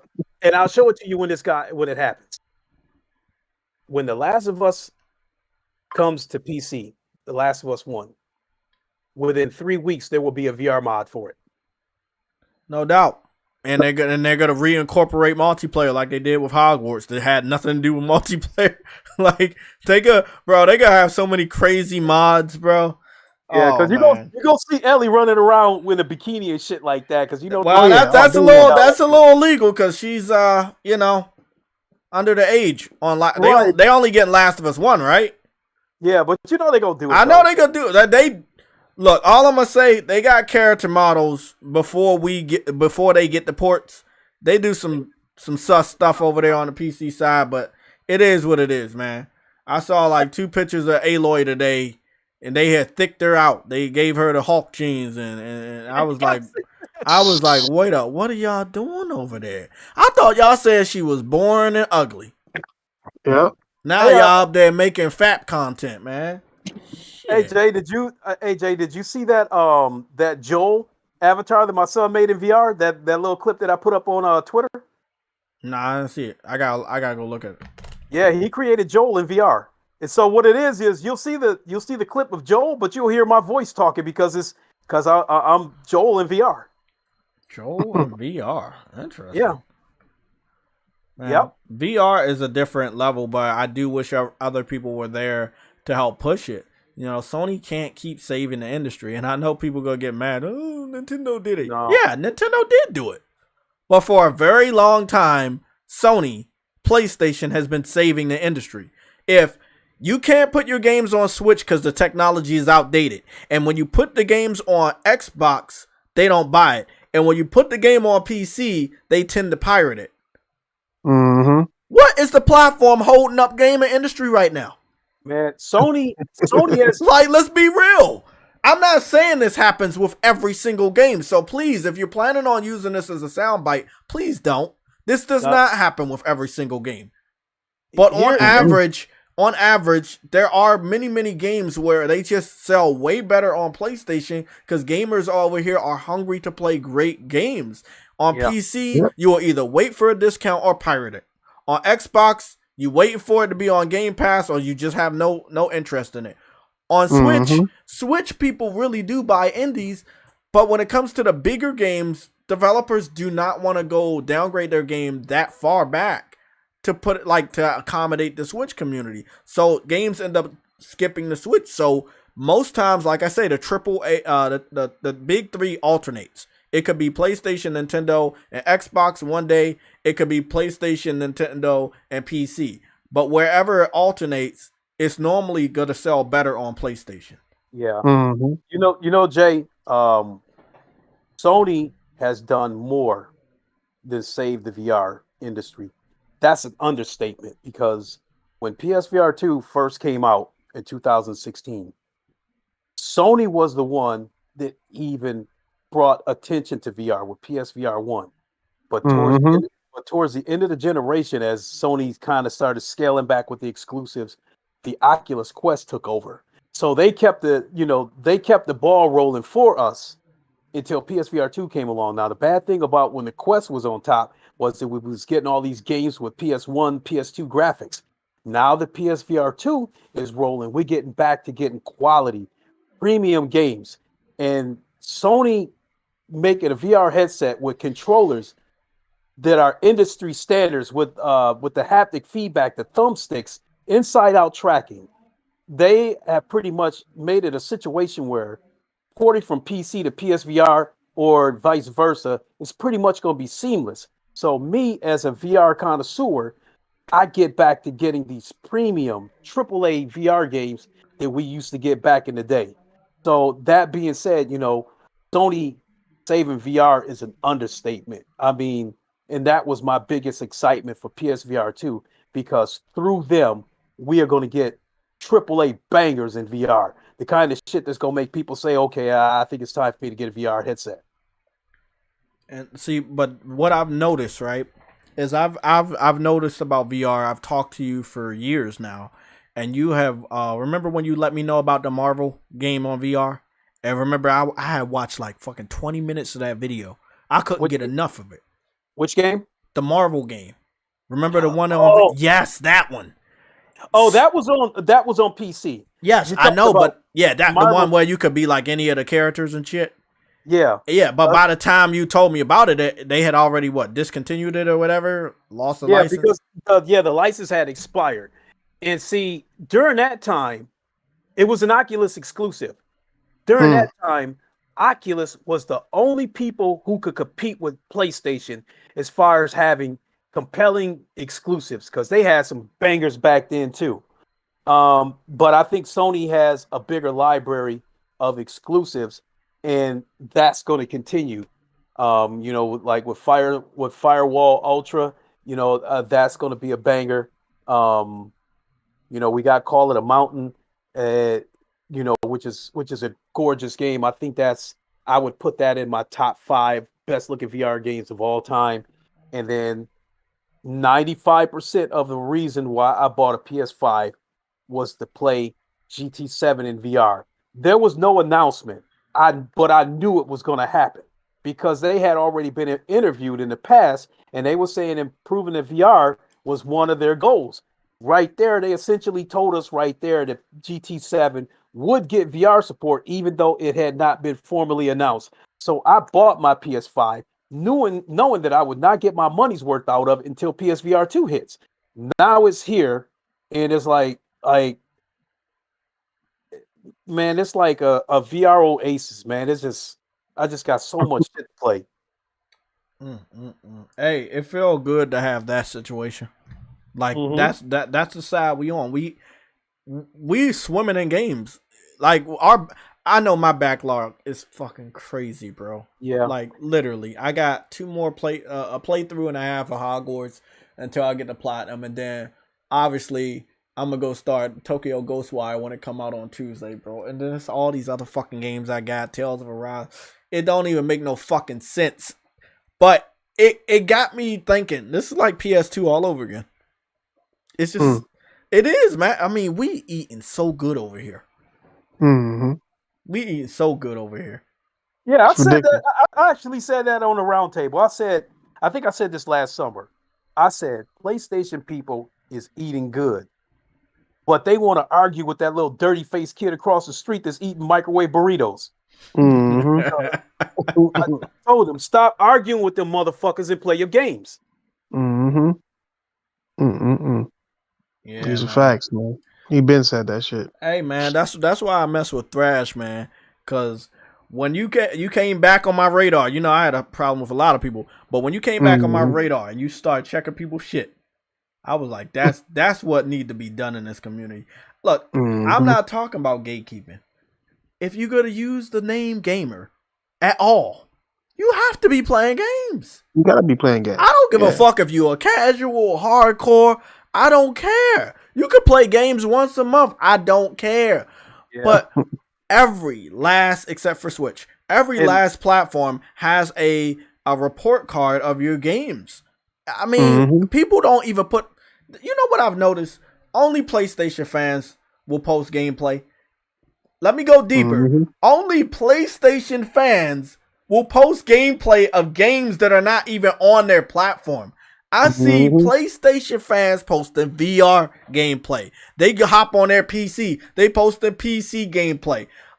Henry Heck, shout out to you. You up there playing old school retro handheld games. You're up there posting Nintendo Switch gameplay. Like I see PlayStation fans really speaking for the entire gaming community, because yes, they're primarily a PlayStation gamer, but their range is crazy. Because niggas enjoy games, bro. That's what it is. Yeah. It's because of that, I let the Lincoln Show fade away, because when I first came to YouTube, I had, the Lincoln Show, and I had a lot of, big name guests on there. Here I am, 150 subs, and I had some big name guests on there, and a lot of that came from Thrash and Sick, you know, um, and even Big Cloud. A lot of people helped me get off the ground and Mm-hmm. get a lot of big name guests on the Lincoln Show. And then I had started live from Wakanda, and after Chadwick Boseman died, I stopped the show because I just didn't feel right doing the show anymore. But Mm-hmm. another reason why I another reason why I slowed down on the podcast, because I wanted to spend more time playing games instead of sitting behind the mic talking about them. There you go. Mm-hmm. That's exactly what it's supposed to be too. You know what I'm saying? And you So, spend more time so when you spend more time gaming, they don't like. There's too many people who spend too much more time talking I, about gaming than actually doing it. I'm not gonna lie though. I'm not gonna lie though. When I went that route though, I was getting less and less views because when I had my show, the Lincoln Show, and Live from Wakanda, and whenever I would make videos taking jabs at Microsoft, they got a few little views here and there. But I would say since PS5 came out, I'm not gonna lie. Since PS5 came out, any streams that I do that have PS5 or PSVR2 attached to it, I get double or triple the views. So I can't be Mhm. stupid and ignore the algorithm. Hey, And because of that, my channel, I told people that I'm going to be making a shift when GT7 comes out, because that is going to be the featured content of my channel. I will get back to doing a lot of PSVR2 stuff, but Gran Turismo 7 is going to be the feature content of the channel, and the views are showing it that I made the right decision. hey, bro, and I think that people that are not really real gamers, content creators, those Twitch streamers that are migrating back and forth between YouTube and Twitch, they understand the algorithm. I can't tell you how many people that picked up Hogwarts, they were picking it up and playing it on PS5. They were streaming it from the PS5, or they were posting PS5 gameplay. Um, if I turn on the camera real quick and I go to YouTube, any of the clickbait that we've covered on this channel, where I go and look at some clickbait and let people know, hey, bro, this is clickbait. I take the bullet for these guys, and it's always PS5 this, PS5 this. Before Microsoft made the bullshit about the Superman game, people had already been making clickbait for months, talking about Superman running on a PS5. Knowing damn well that's the fucking Matrix mod, and you put Superman in that bitch. But because they know the power of PlayStation, let's talk about it. They know the power of the name of PlayStation, that they gonna use that in the fucking title every fucking time. Because who gonna click on a video saying Superman running on a PC? No, not a damn soul. No. Hey Jay, can I ask you guys? It's switching the subject a little bit, but it's coming up in the chat, and this got my attention.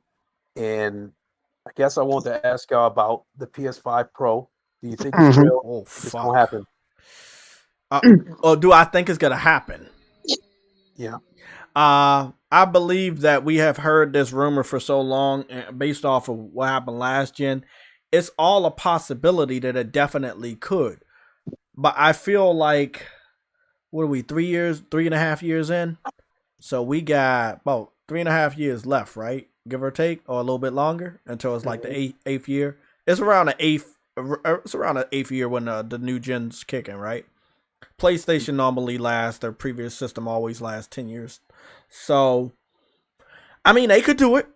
They could reveal it this year, bring it out this year. I know people saying it's going to come out, next year, but, I feel like they don't need it, because I haven't seen a single developer make a game from the ground up for the PS5 without it starting on the PS4 development kit. True. And if you know, you fucking know. Now, let me say that again. I have not seen a lot of developers make a game from the ground up on the PS5 without starting the project first on a PS4 development kit. And we need to see more from the ground up on next gen system development kits, not Now, migration. the reason why I wanted to bring that subject up is because I can see where they could pitch the sales pitch for PS5 Pro, and the two variables would be PSVR 2 and ray tracing. Okay. For as powerful as the PS5 is, it still has a ceiling. When it, like ray tracing, for instance, there's different levels to ray tracing. And case in point would be Cyberpunk. There's different settings for ray tracing. You could make it light, or you could turn it all the way up to like whatever they call it, insane or something like that, the ray tracing. And when you turn it all the way up to that, man, it taxes the shit out of your computer. People don't understand how much ray tracing taxes the fuck out of hardware. So does VR. Because of the limitations of PS5, I've been trying to explain, like, as you guys heard me say, with 120 frames for GT7, 60 of those frames are real, 60 of those frames are artificial, and that's why you have the reprojection, the ghosting, the double images, whatever you want to call it. A PS5 Pro, they could sell people on being able to run GT7 at a native 90 frames per second, and that would eliminate the ghosting, the blurring, and everything else that people have been complaining about, the mirror and all that kind of shit. And then on the flat screen side, they could pitch that they could up the ray tracing on it, to near PC levels. So I think a point could be made for a PS5 Pro. I don't know if it'll happen or not, but I'm saying that's where I think that they could sell it and tell people, hey, look, no more mirror, no more reprojecting on PSVR 2, better visuals, higher frame rates, that kind of stuff. So because I understand that's why they made that's one of the reasons they made the PS4 Pro in the first place, was to get better performance out of PSVR. All I'm gonna say, I know the other guys are gonna compete, right? I know that, and I think they're gonna lose. I mean, the PS5, right, that's supposed to be weaker than the Xbox Series X on paper, is kicking the Series X ass. Just think about a super-powered PS5. I mean, whew.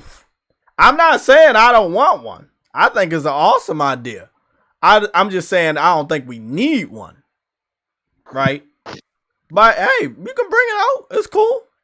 It's definitely a possibility there. I don't think it's fake. I think there's always the possibilities for these things to be real, since it happened before. Wasn't there a rumor at one point that the PS5, it seemed like there was a rumor at one point that the PS5 was originally going to be like 14, 15 teraflops, but it ran too hot. Something like that, yeah. So maybe the PS5 Pro is that PS5 that they finally found a way to keep it from running hot. All I'm saying, I don't care about any of that.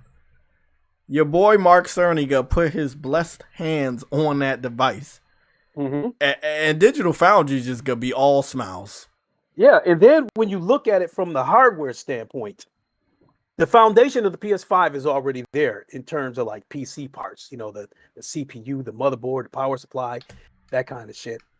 I think if they were to make a PS5 Pro and they could swap the parts out just like you would with a PC, depending on which direction they would want to go, I think the only thing they would probably have to do is put a more powerful graphics card in there. They might have to put a more powerful power supply in there. As far as the CPU goes, they can overclock it.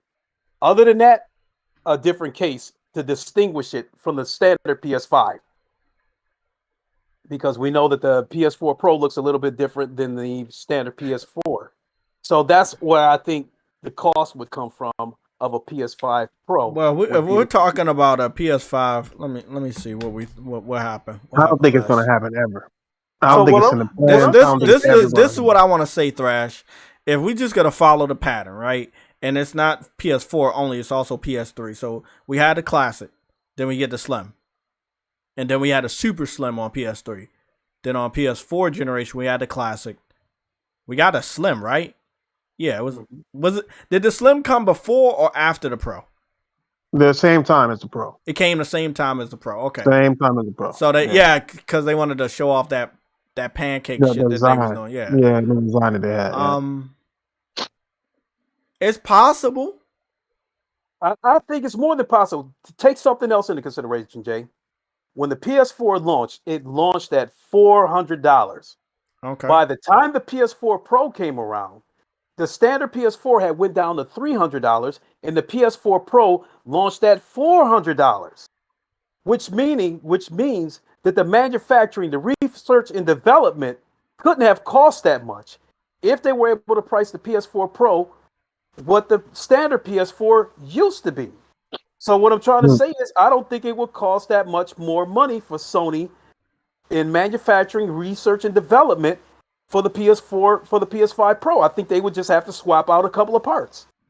Well, my question would be is why? I would ask that same question. Why? Yeah, like why would they even make a PS5 Pro? Like the Pro, the PS4 Pro existed because of PlayStation VR, right? I posed that same question, Thrash, when the PS4 Pro came out, because some of the games on the standard PS4, the Xbox still can't hold a candle to some of them games. The graphics on Killzone Shadowfall was ahead of its fucking time. Right. On the standard and PS4, they didn't utilize the Pro. You know what I'm saying? Exactly. It never utilized the Pro. Never used the Pro. But they did it. You know, I was thinking to myself when the Pro came out, why the hell are you doing that when these games already look amazing on the standard PS4? But it they was for PSVR. I'm telling you, it was the PSVR name. The code name for PSVR was Neo, and Morpheus was the code name for PlayStation. PlayStation VR. PS4 Pro was Neo. And PSVR was Morpheus. I mean, it makes exactly why. And that brings us to PS5 with PSVR 2. There are things wrong. It is not a perfect headset. There, like I said, we're dealing with blur, we're dealing with mirror, we're dealing with reprojection. So how would a new PS5 help that though? Because you know what I'm saying, like this is where my VR background. This is where my VR background comes in. As I was saying, the reason why people are getting this blur or reprojection or double images that they're seeing is because of reprojection, because the PS5 is not powerful enough to run GT7 at a native 90 frames per second. That is the cutoff in order to run a VR game flawlessly with no blur, no reprojection, and smooth without frame drops. So if Sony would have ran GT7 on PSVR 2 at a native 60 frames per second, when you go down the straightaway, everything would have been fine. But as soon as you would have turned the corner, you would have seen all those frame drops. You would have seen that 60 native frames rear its ugly head. That's where the reprojection came from, the artificial frames that were inserted in between the 60 frames. It runs buttery smooth, but the trade-off is you got what looks like a double image. That's when they say 160 frames, they put that caveat in there that it's 60 frames times 2. So in other words, you got 60 real frames and 60 artificial frames that's been inserted in between the real frames. And that's why you got that shit. So a PS5 Pro, you would be able to run, in my opinion, GT7 at a native 90 frames per second, and it would eliminate the blur, the reprojection, the mirror, all the shit that people have been complaining about, because you would have more overhead at your disposal. So I think that would be one of the ways they could sell PS5 to the audience, because if they introduce PS5 Pro, the PSVR 2 people are the ones that's going to buy it more than anybody else. So let's get this straight. So, let me get because you know everything about VR, and this is new territory for me, still a little bit new. Do they launch the Pro at the end of the year, right? Or do they wait for VR to catch a little bit more to like catch people's eyes? That's what I want, because we got a rumor that it's coming out next year, right? But let me get this straight. When we got the PS4 Pro, it was 2016. I remember because that's when I got the TV, and I made the decision to go with the TV because my eyes wasn't like the best, and I was like, I know VR is not gonna be where it is now, so I got the TV and I got the Pro, and then it was a game that dropped in 2016 around the holiday season, so I got that, or I got a couple of games. So that was 3 years after 2013. 2013. Mhm. So, I mean, it's fucking 3 years. It's 3 years now. So, dude. Mhm. But they late though, Thrash. You see what I'm saying? They late because Mhm. they didn't have the resources to put out the PS5s, even though they selling at a faster rate. I say get a nice cheap Slim out there, cut down on costs, have it still run good, not run too hot, make a slim one, get it into as many hands as possible, maybe drop the price, maybe have that shit at $450. It has a disk drive, and just have that shit at $450. It's a slim. And keep something else in mind, Jay, that when a lot of people was asking why didn't PSVR 2 launch within the same window of PS5, and it came from Sony themselves. They said they didn't want people to have to drop so much money at once. That being said, it'd be too soon to drop a PS5 Pro right now. So I think it would happen in 2024. And then and just put out the Slim right now at the end of the holiday season. I mean, everybody got love PlayStation, and we've got so many games coming out between now and then. Spider-Man's on its way. Like, drop the Slim, have it at $400 or $450 with the disc drive. You can have the classic models out there too if you want, and then make that money.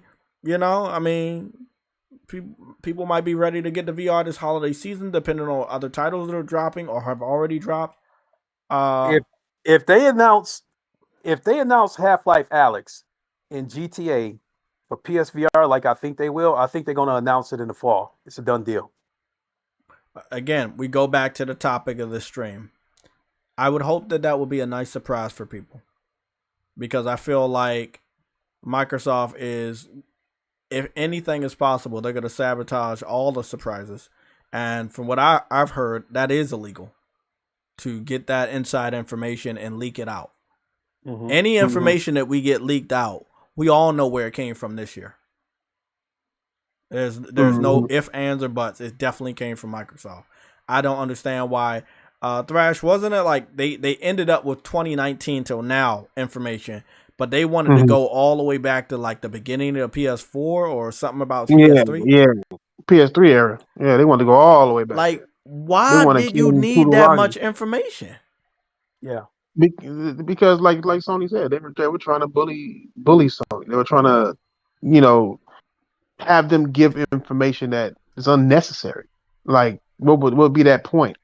Or even try to find any kind of deals that they had back in the day that was exclusive, or go back to when they bought Guerrilla Games and Naughty Dog and them, and see how that happened, or whatever the fuck but they wanted to do. The thing is, that's what thanks for bringing that up, and I want to see if we can have a nice little discussion about it. It's probably going to be short because you got a good head on your shoulders.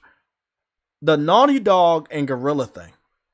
I wasn't a full PlayStation gamer at that time. I was still with Nintendo. But knowing the history that I know, watch all these documentaries, they didn't pick up Guerrilla after Horizon or after Shadowfall. They picked them up, and people didn't even like the first Killzone, and they picked them up with Killzone. When it came to Naughty Dog, if I'm not mistaken, didn't they already own them before Crash? No, I think Crash is what got them in.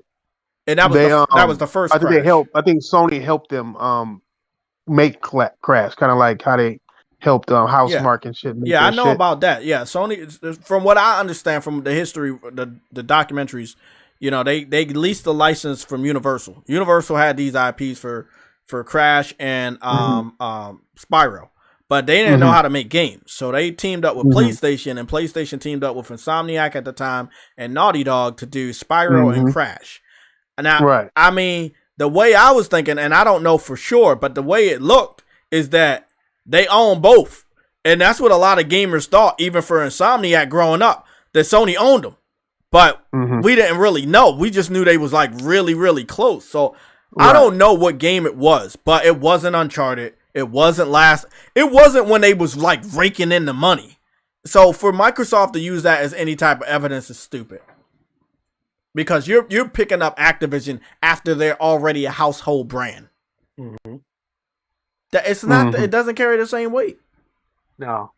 I mean, Microsoft's trying to buy a publisher, so they're trying to make it seem like they want the FTC, CMA, EU to be as dumb as their pants. That's basically what I see. They keep trying to tell people. They like, I don't know if you heard Phil Spencer when he said it, but he said we gotta educate them on how gaming works, right? Mm-hmm. And I guess they're trying to say that the gaming medium is different as far as business goes, and monopolies and all that is different than what they're trying to say it is. And that's not true. But the FTC just doesn't want you to fucking run your competition, and they're trying to make it seem like it's something like, oh, well, the competition is buying stuff all the time. Like, saying that Activision ain't a publisher, and like publishers are buying a publisher is the same as buying a Insomniac, and it's not the same. But the regulators know that. That's why they're saying so much. That's why there's a problem, because you're not just buying a singular developer. But Microsoft is, I think they're scrambling. I think they think they're smarter than the FTC. That's one thing. Yeah, they do. They think they're smarter than them, and they're not. Well, they've been able to avoid them all this time. If you look at the news, they've been talking about how Microsoft was able to avoid regulators when buying. So you don't Microsoft buying shit.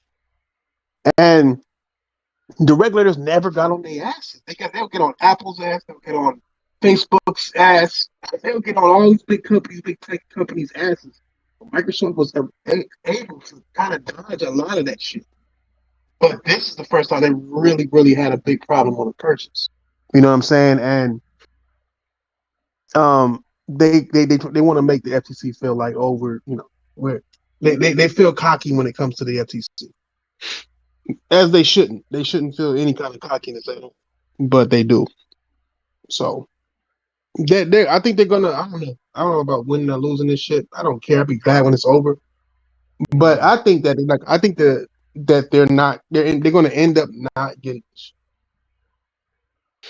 They're gonna end up either giving up on it, or Activision's gonna give up on it, or it's just gonna get blocked, and it's not gonna happen. Or they're gonna have to give up a lot of concessions in the first place. And I think that Sony may, if Microsoft were to get Call of Duty, I think Sony wouldn't even take a 10-year deal.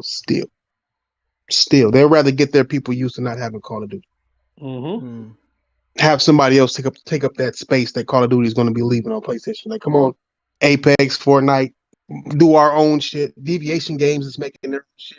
Not to mention the hiatus that Activision will receive once it gets bought. People are waiting right now to get bought just so they can get all of the pension or whatever. Not pension, but they always give you when something gets bought, you can leave without it affecting you, and they'll have to pay you whatever, the holidays, whatever, all of that shit. You know, pay them out basically, because it's not their fault that you got bought by a company. And they're already pissed off at Activision. I don't know if you guys have seen the news about Mike Ybarra and Activision, and their people are basically, they would go on strike right now, I believe.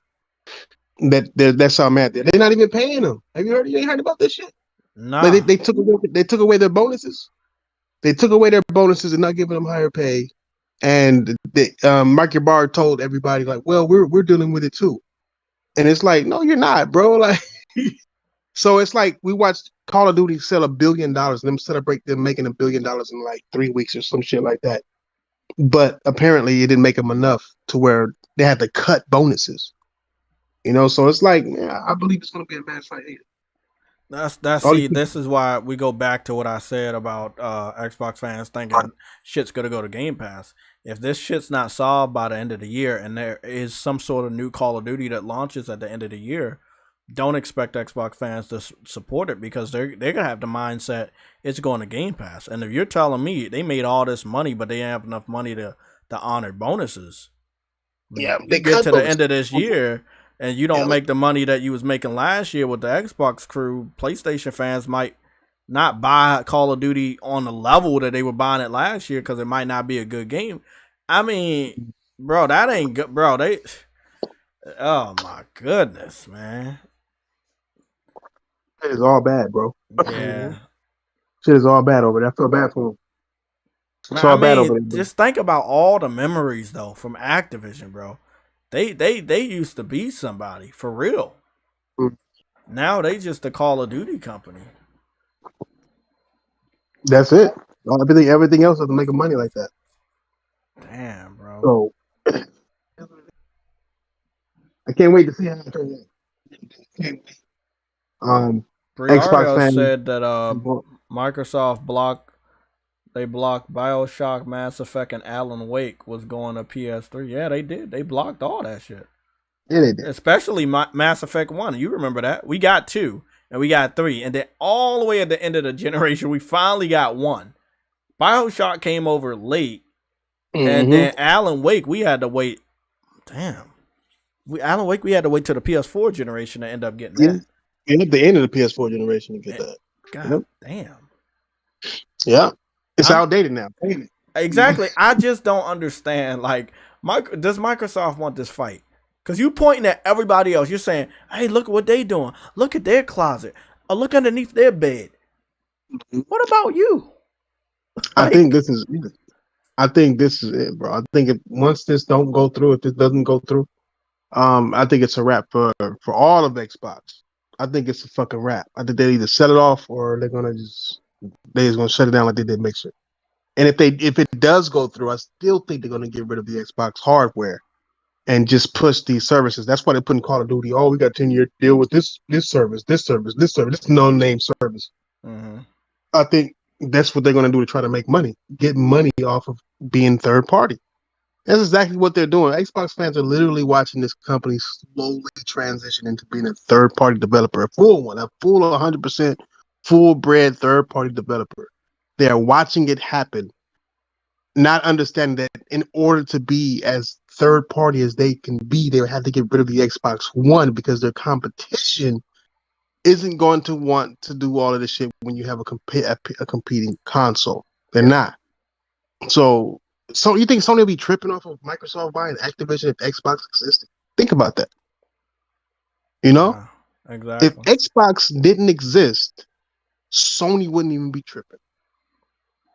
But it does. Yeah. And because it does, and that's a direct competitor, it's a problem. Hey, Thrash, you remember a conversation we had a few years ago when the Xbox One X launched? It launched with a myriad of problems. So many games had screen tearing and frame drops and all that kind of stuff while they ran like butter on the PS4 Pro. And that's when, we started talking and you came up with a theory about Microsoft is trying to get out of the hardware business. So that led me to believe that I thought the Xbox One X was going to be the last Xbox ever created, but they shocked me. But I'm back to wondering that again, if this generation will be the last generation of hardware. Well, I wanted to say something to both of y'all. We had talked about this maybe a few weeks ago on a PlayStation Legion streams. And we had took a look at the interior of the Xbox Series X. And I remember we had took a look at it years ago when it was launching and they opened up all the platforms, right? And I always thought it was sloppy. I thought it was like Jenga. You know, like you pull the little wooden sticks and the last person that makes the shit fall, they lose. Mm-hmm. And when I saw inside of the Xbox Series X the first time, that's the first thing that stuck in my head. That it's like Jenga or Tetris. It was no passion, no love when you looked inside that shit. And at the end of the day, it's just a motherfucking PC. That's why the PlayStation 5 is kicking their ass. Because that's a console made by a genius. They put whatever the best parts money could buy for that price into a box and called it Xbox. I think what the way I try to explain it to people, I think what Sony did with the PlayStation 5 is they took a 4-cylinder engine and put dual overhead cams, a turbo, a racing transmission, so much shit that made it outperform V8s. Whereas I think Microsoft created a V8 out of a damn garbage truck motor. It's supposed to have that torque, but you can't do shit with it. So all that being said, if you want me to take it there, the Japanese know how to get more with less. They build cars with V6 motors that can outperform the V8s over here.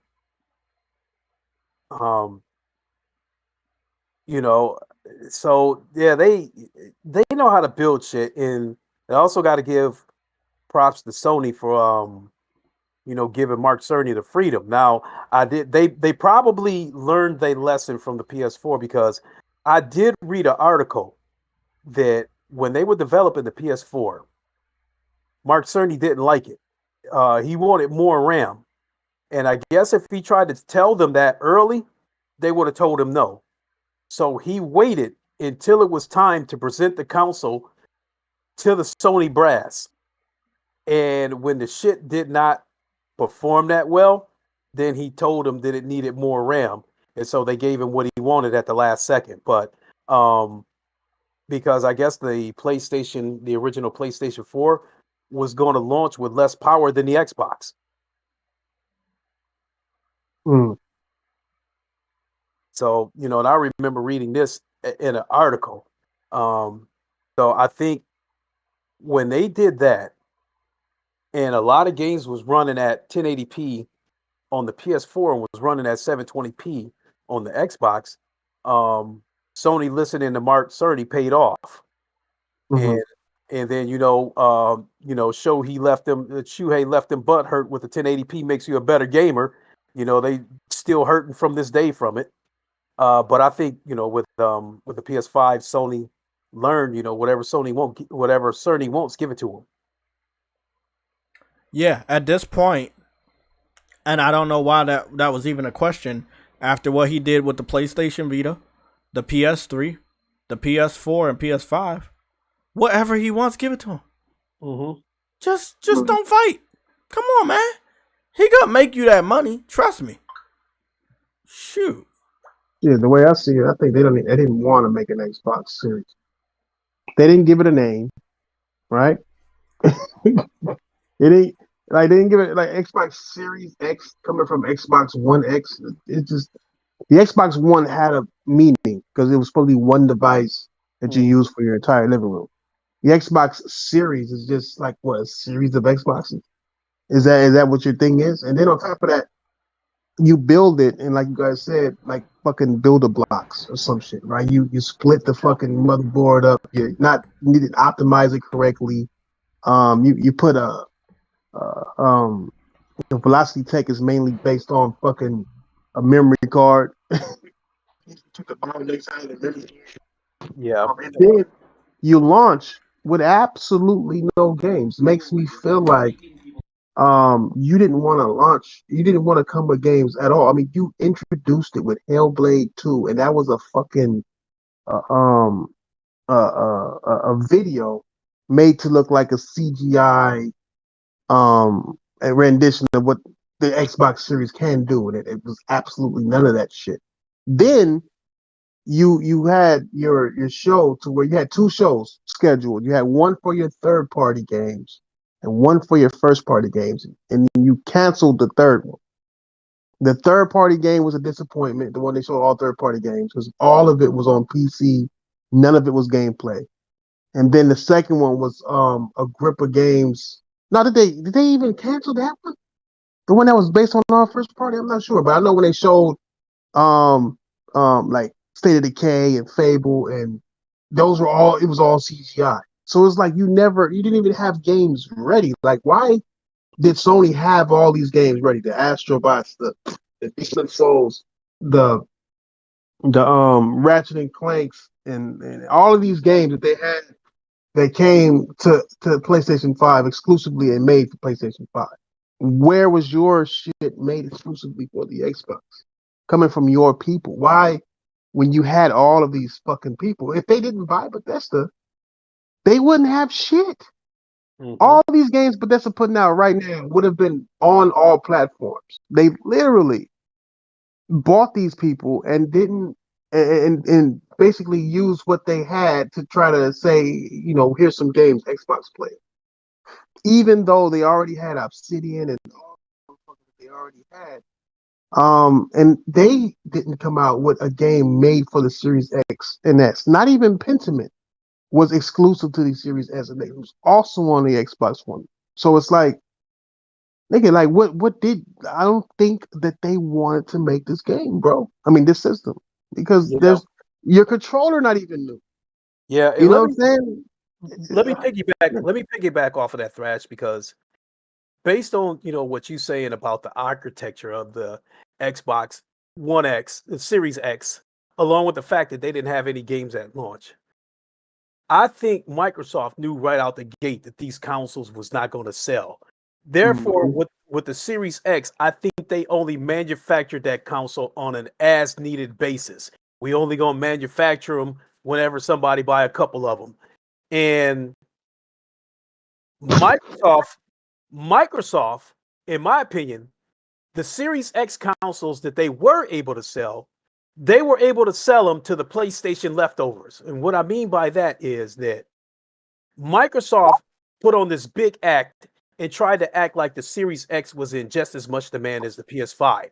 And so what would happen is every time somebody would get a stock of PS5s, Microsoft would then release a stock of Xbox Series X's. So what would happen is we know those PS5 stocks is going to sell out in minutes. They gone. Now you got people with money burning a hole in their pocket, and the only thing that's left out there is the Series X. So they go buy one of those because they don't want to wait for the next batch of PlayStations to come out.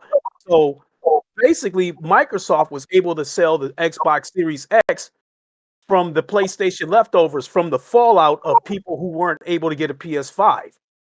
And so, in my opinion, Microsoft strategically released Xboxes whenever there was a batch of PlayStations available. And then whenever the PlayStations would run out, they would sell a few extra Xboxes. And then I think they would cut the batch off and then try to make it sound like the Series X was selling just as much as the PS5, which I think is bullshit. I think it was the only way they could have sold it, because if you walk into a Best Buy and you see both Series X's and PS5 on the shelf, what are people going to buy? Basically they're gonna buy Game Pass. What was the question? Basically, whenever McDonald's ran out of food, people was walking down the street to Burger King to get a burger. That's how. That's how Microsoft was able to sell the Series X. They got the fallout from the people who weren't able to get a PS5.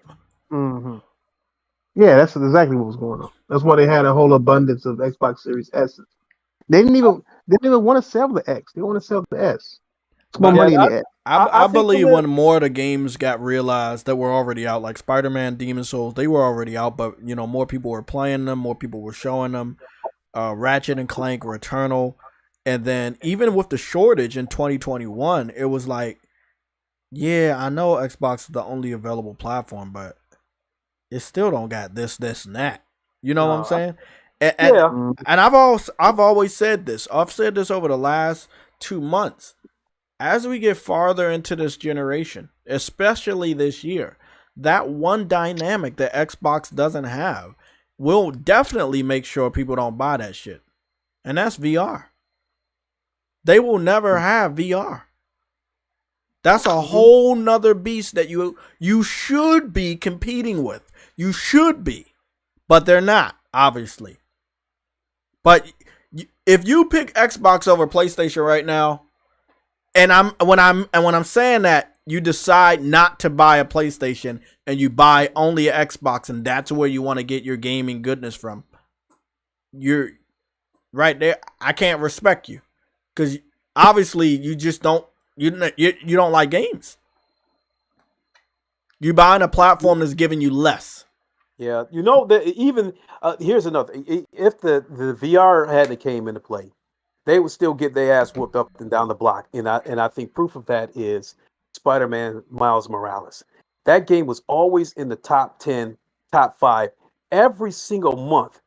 And it was always the PS5 that sold the majority of the copies of Miles Morales, which tells you that that tells you that people were waiting to get their hands on the PS5 to play this game.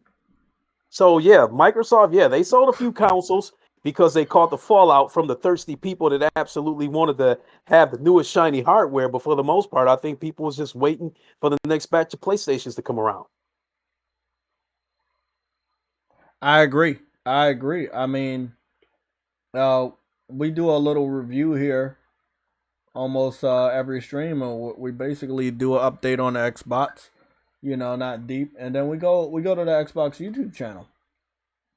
And if you wanted to know what they have right now on their banner and their profile picture is Sid Meier's Civilization 6. And they say available now with Game Pass and PC Game Pass. So, I mean, this is them. They don't have much to offer you as a gamer.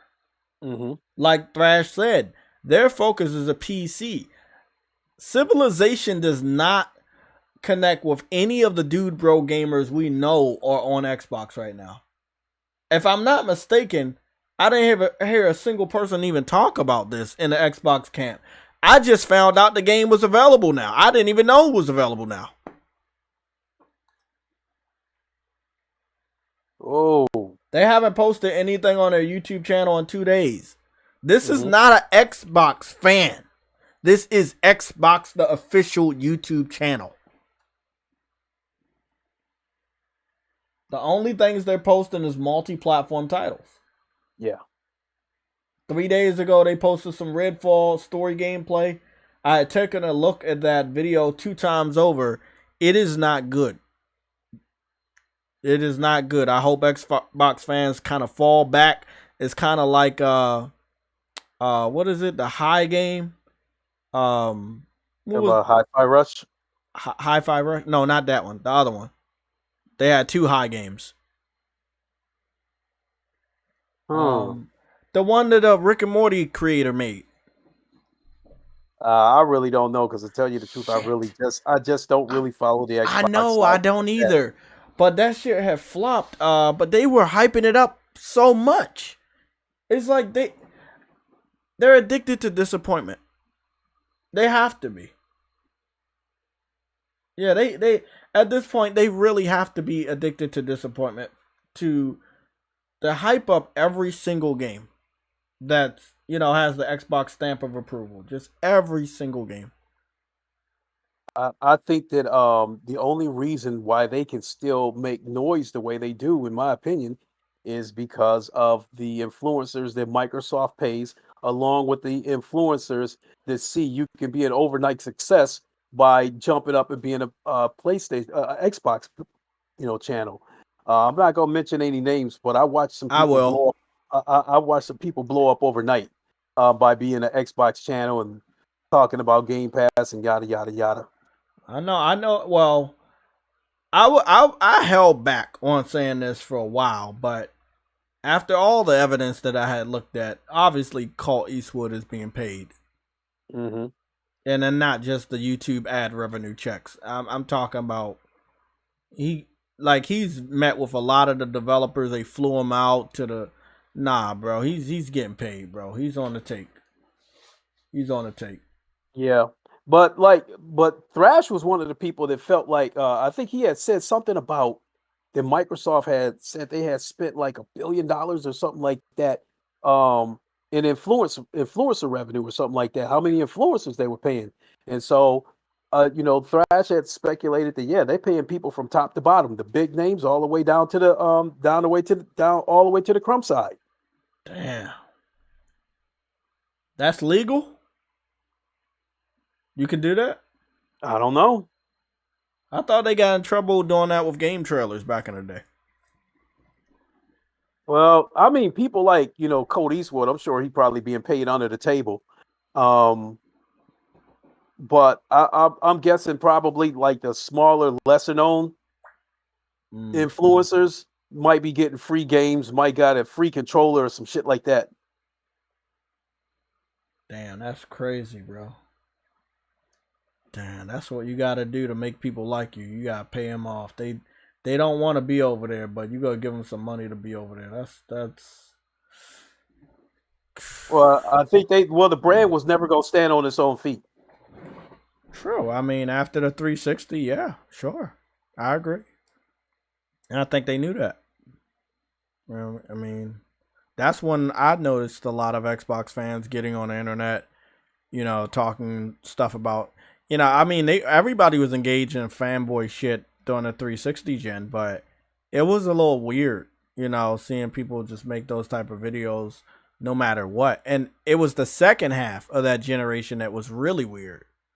after Game Pass came out, or what is it? They play the games anywhere promotion came out.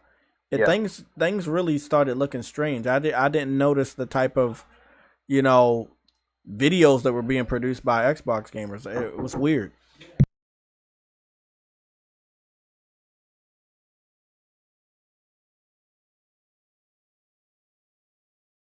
Did I lose you, Jay?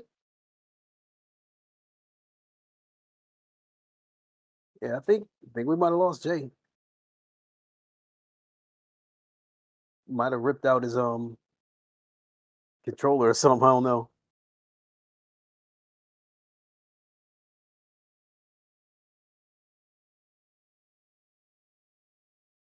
But I think while we're waiting for Jay to get sorted, I definitely want to thank him for bringing me on the show. It's definitely a great conversation that we had with everybody here.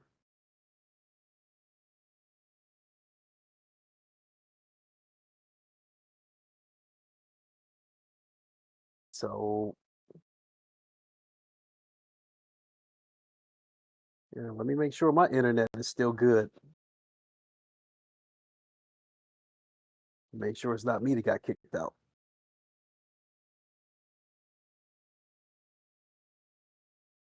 One second, folks. You may hear an echo. Okay, there we go. Okay, I'm back. I had to back out for a minute. Okay, I thought I lost you for a second. Nah, I'm good. Okay, but yeah, I will have to get ready to run here in a second. I got to grab a bite to eat before I die of starvation. Yeah, that's what I'm about to do. Everybody, I think we got all our talking points out the way for the stream. I got to get back on Hogwarts and finish this platinum up. And hold on. I want to give a big shout out to Lincoln Clay. I still have your page up, right? Let me go see. I still have your page up in the pinned section, so y'all can go over there and subscribe to Lincoln Clay for all your VR news. Big shout out to King Thrash. Everybody know who he is. Who else we had in here?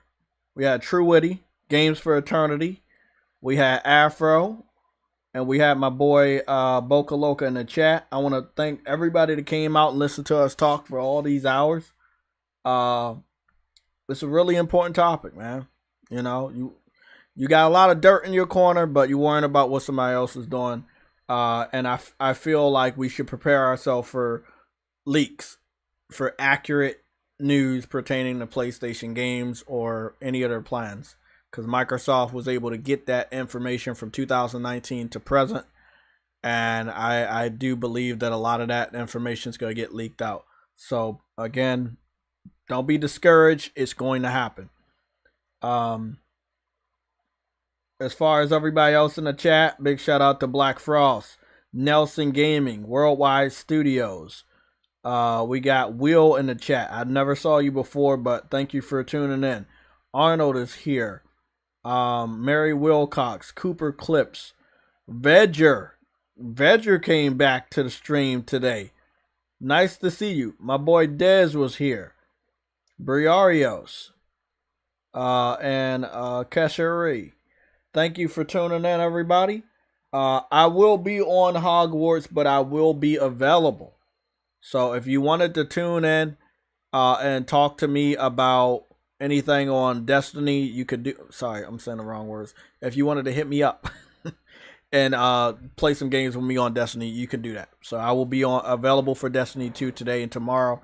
As you know, we don't go live tomorrow, but I'm thinking about doing a live stream for Destiny or Hogwarts Platinum wrap up. So again, my PlayStation Network name is JTech TV 4K60. And all my other information is in the description or can be found on the page that is my YouTube page, on the front page. If you go to my Twitter page, you can find that link there, all my links, and it'll take you to all my links. So, again, JTech TV 4K60 is my PlayStation Network name and also my Twitch name. So if y'all want to play Destiny, if you want to help with Destiny, or you want me to join a Destiny session with you tonight, or a couple of sessions, let me know. Okay? Well, that's it for me. that's it for everybody here at the Sunday Show. I want to thank everybody for tuning in. Good night.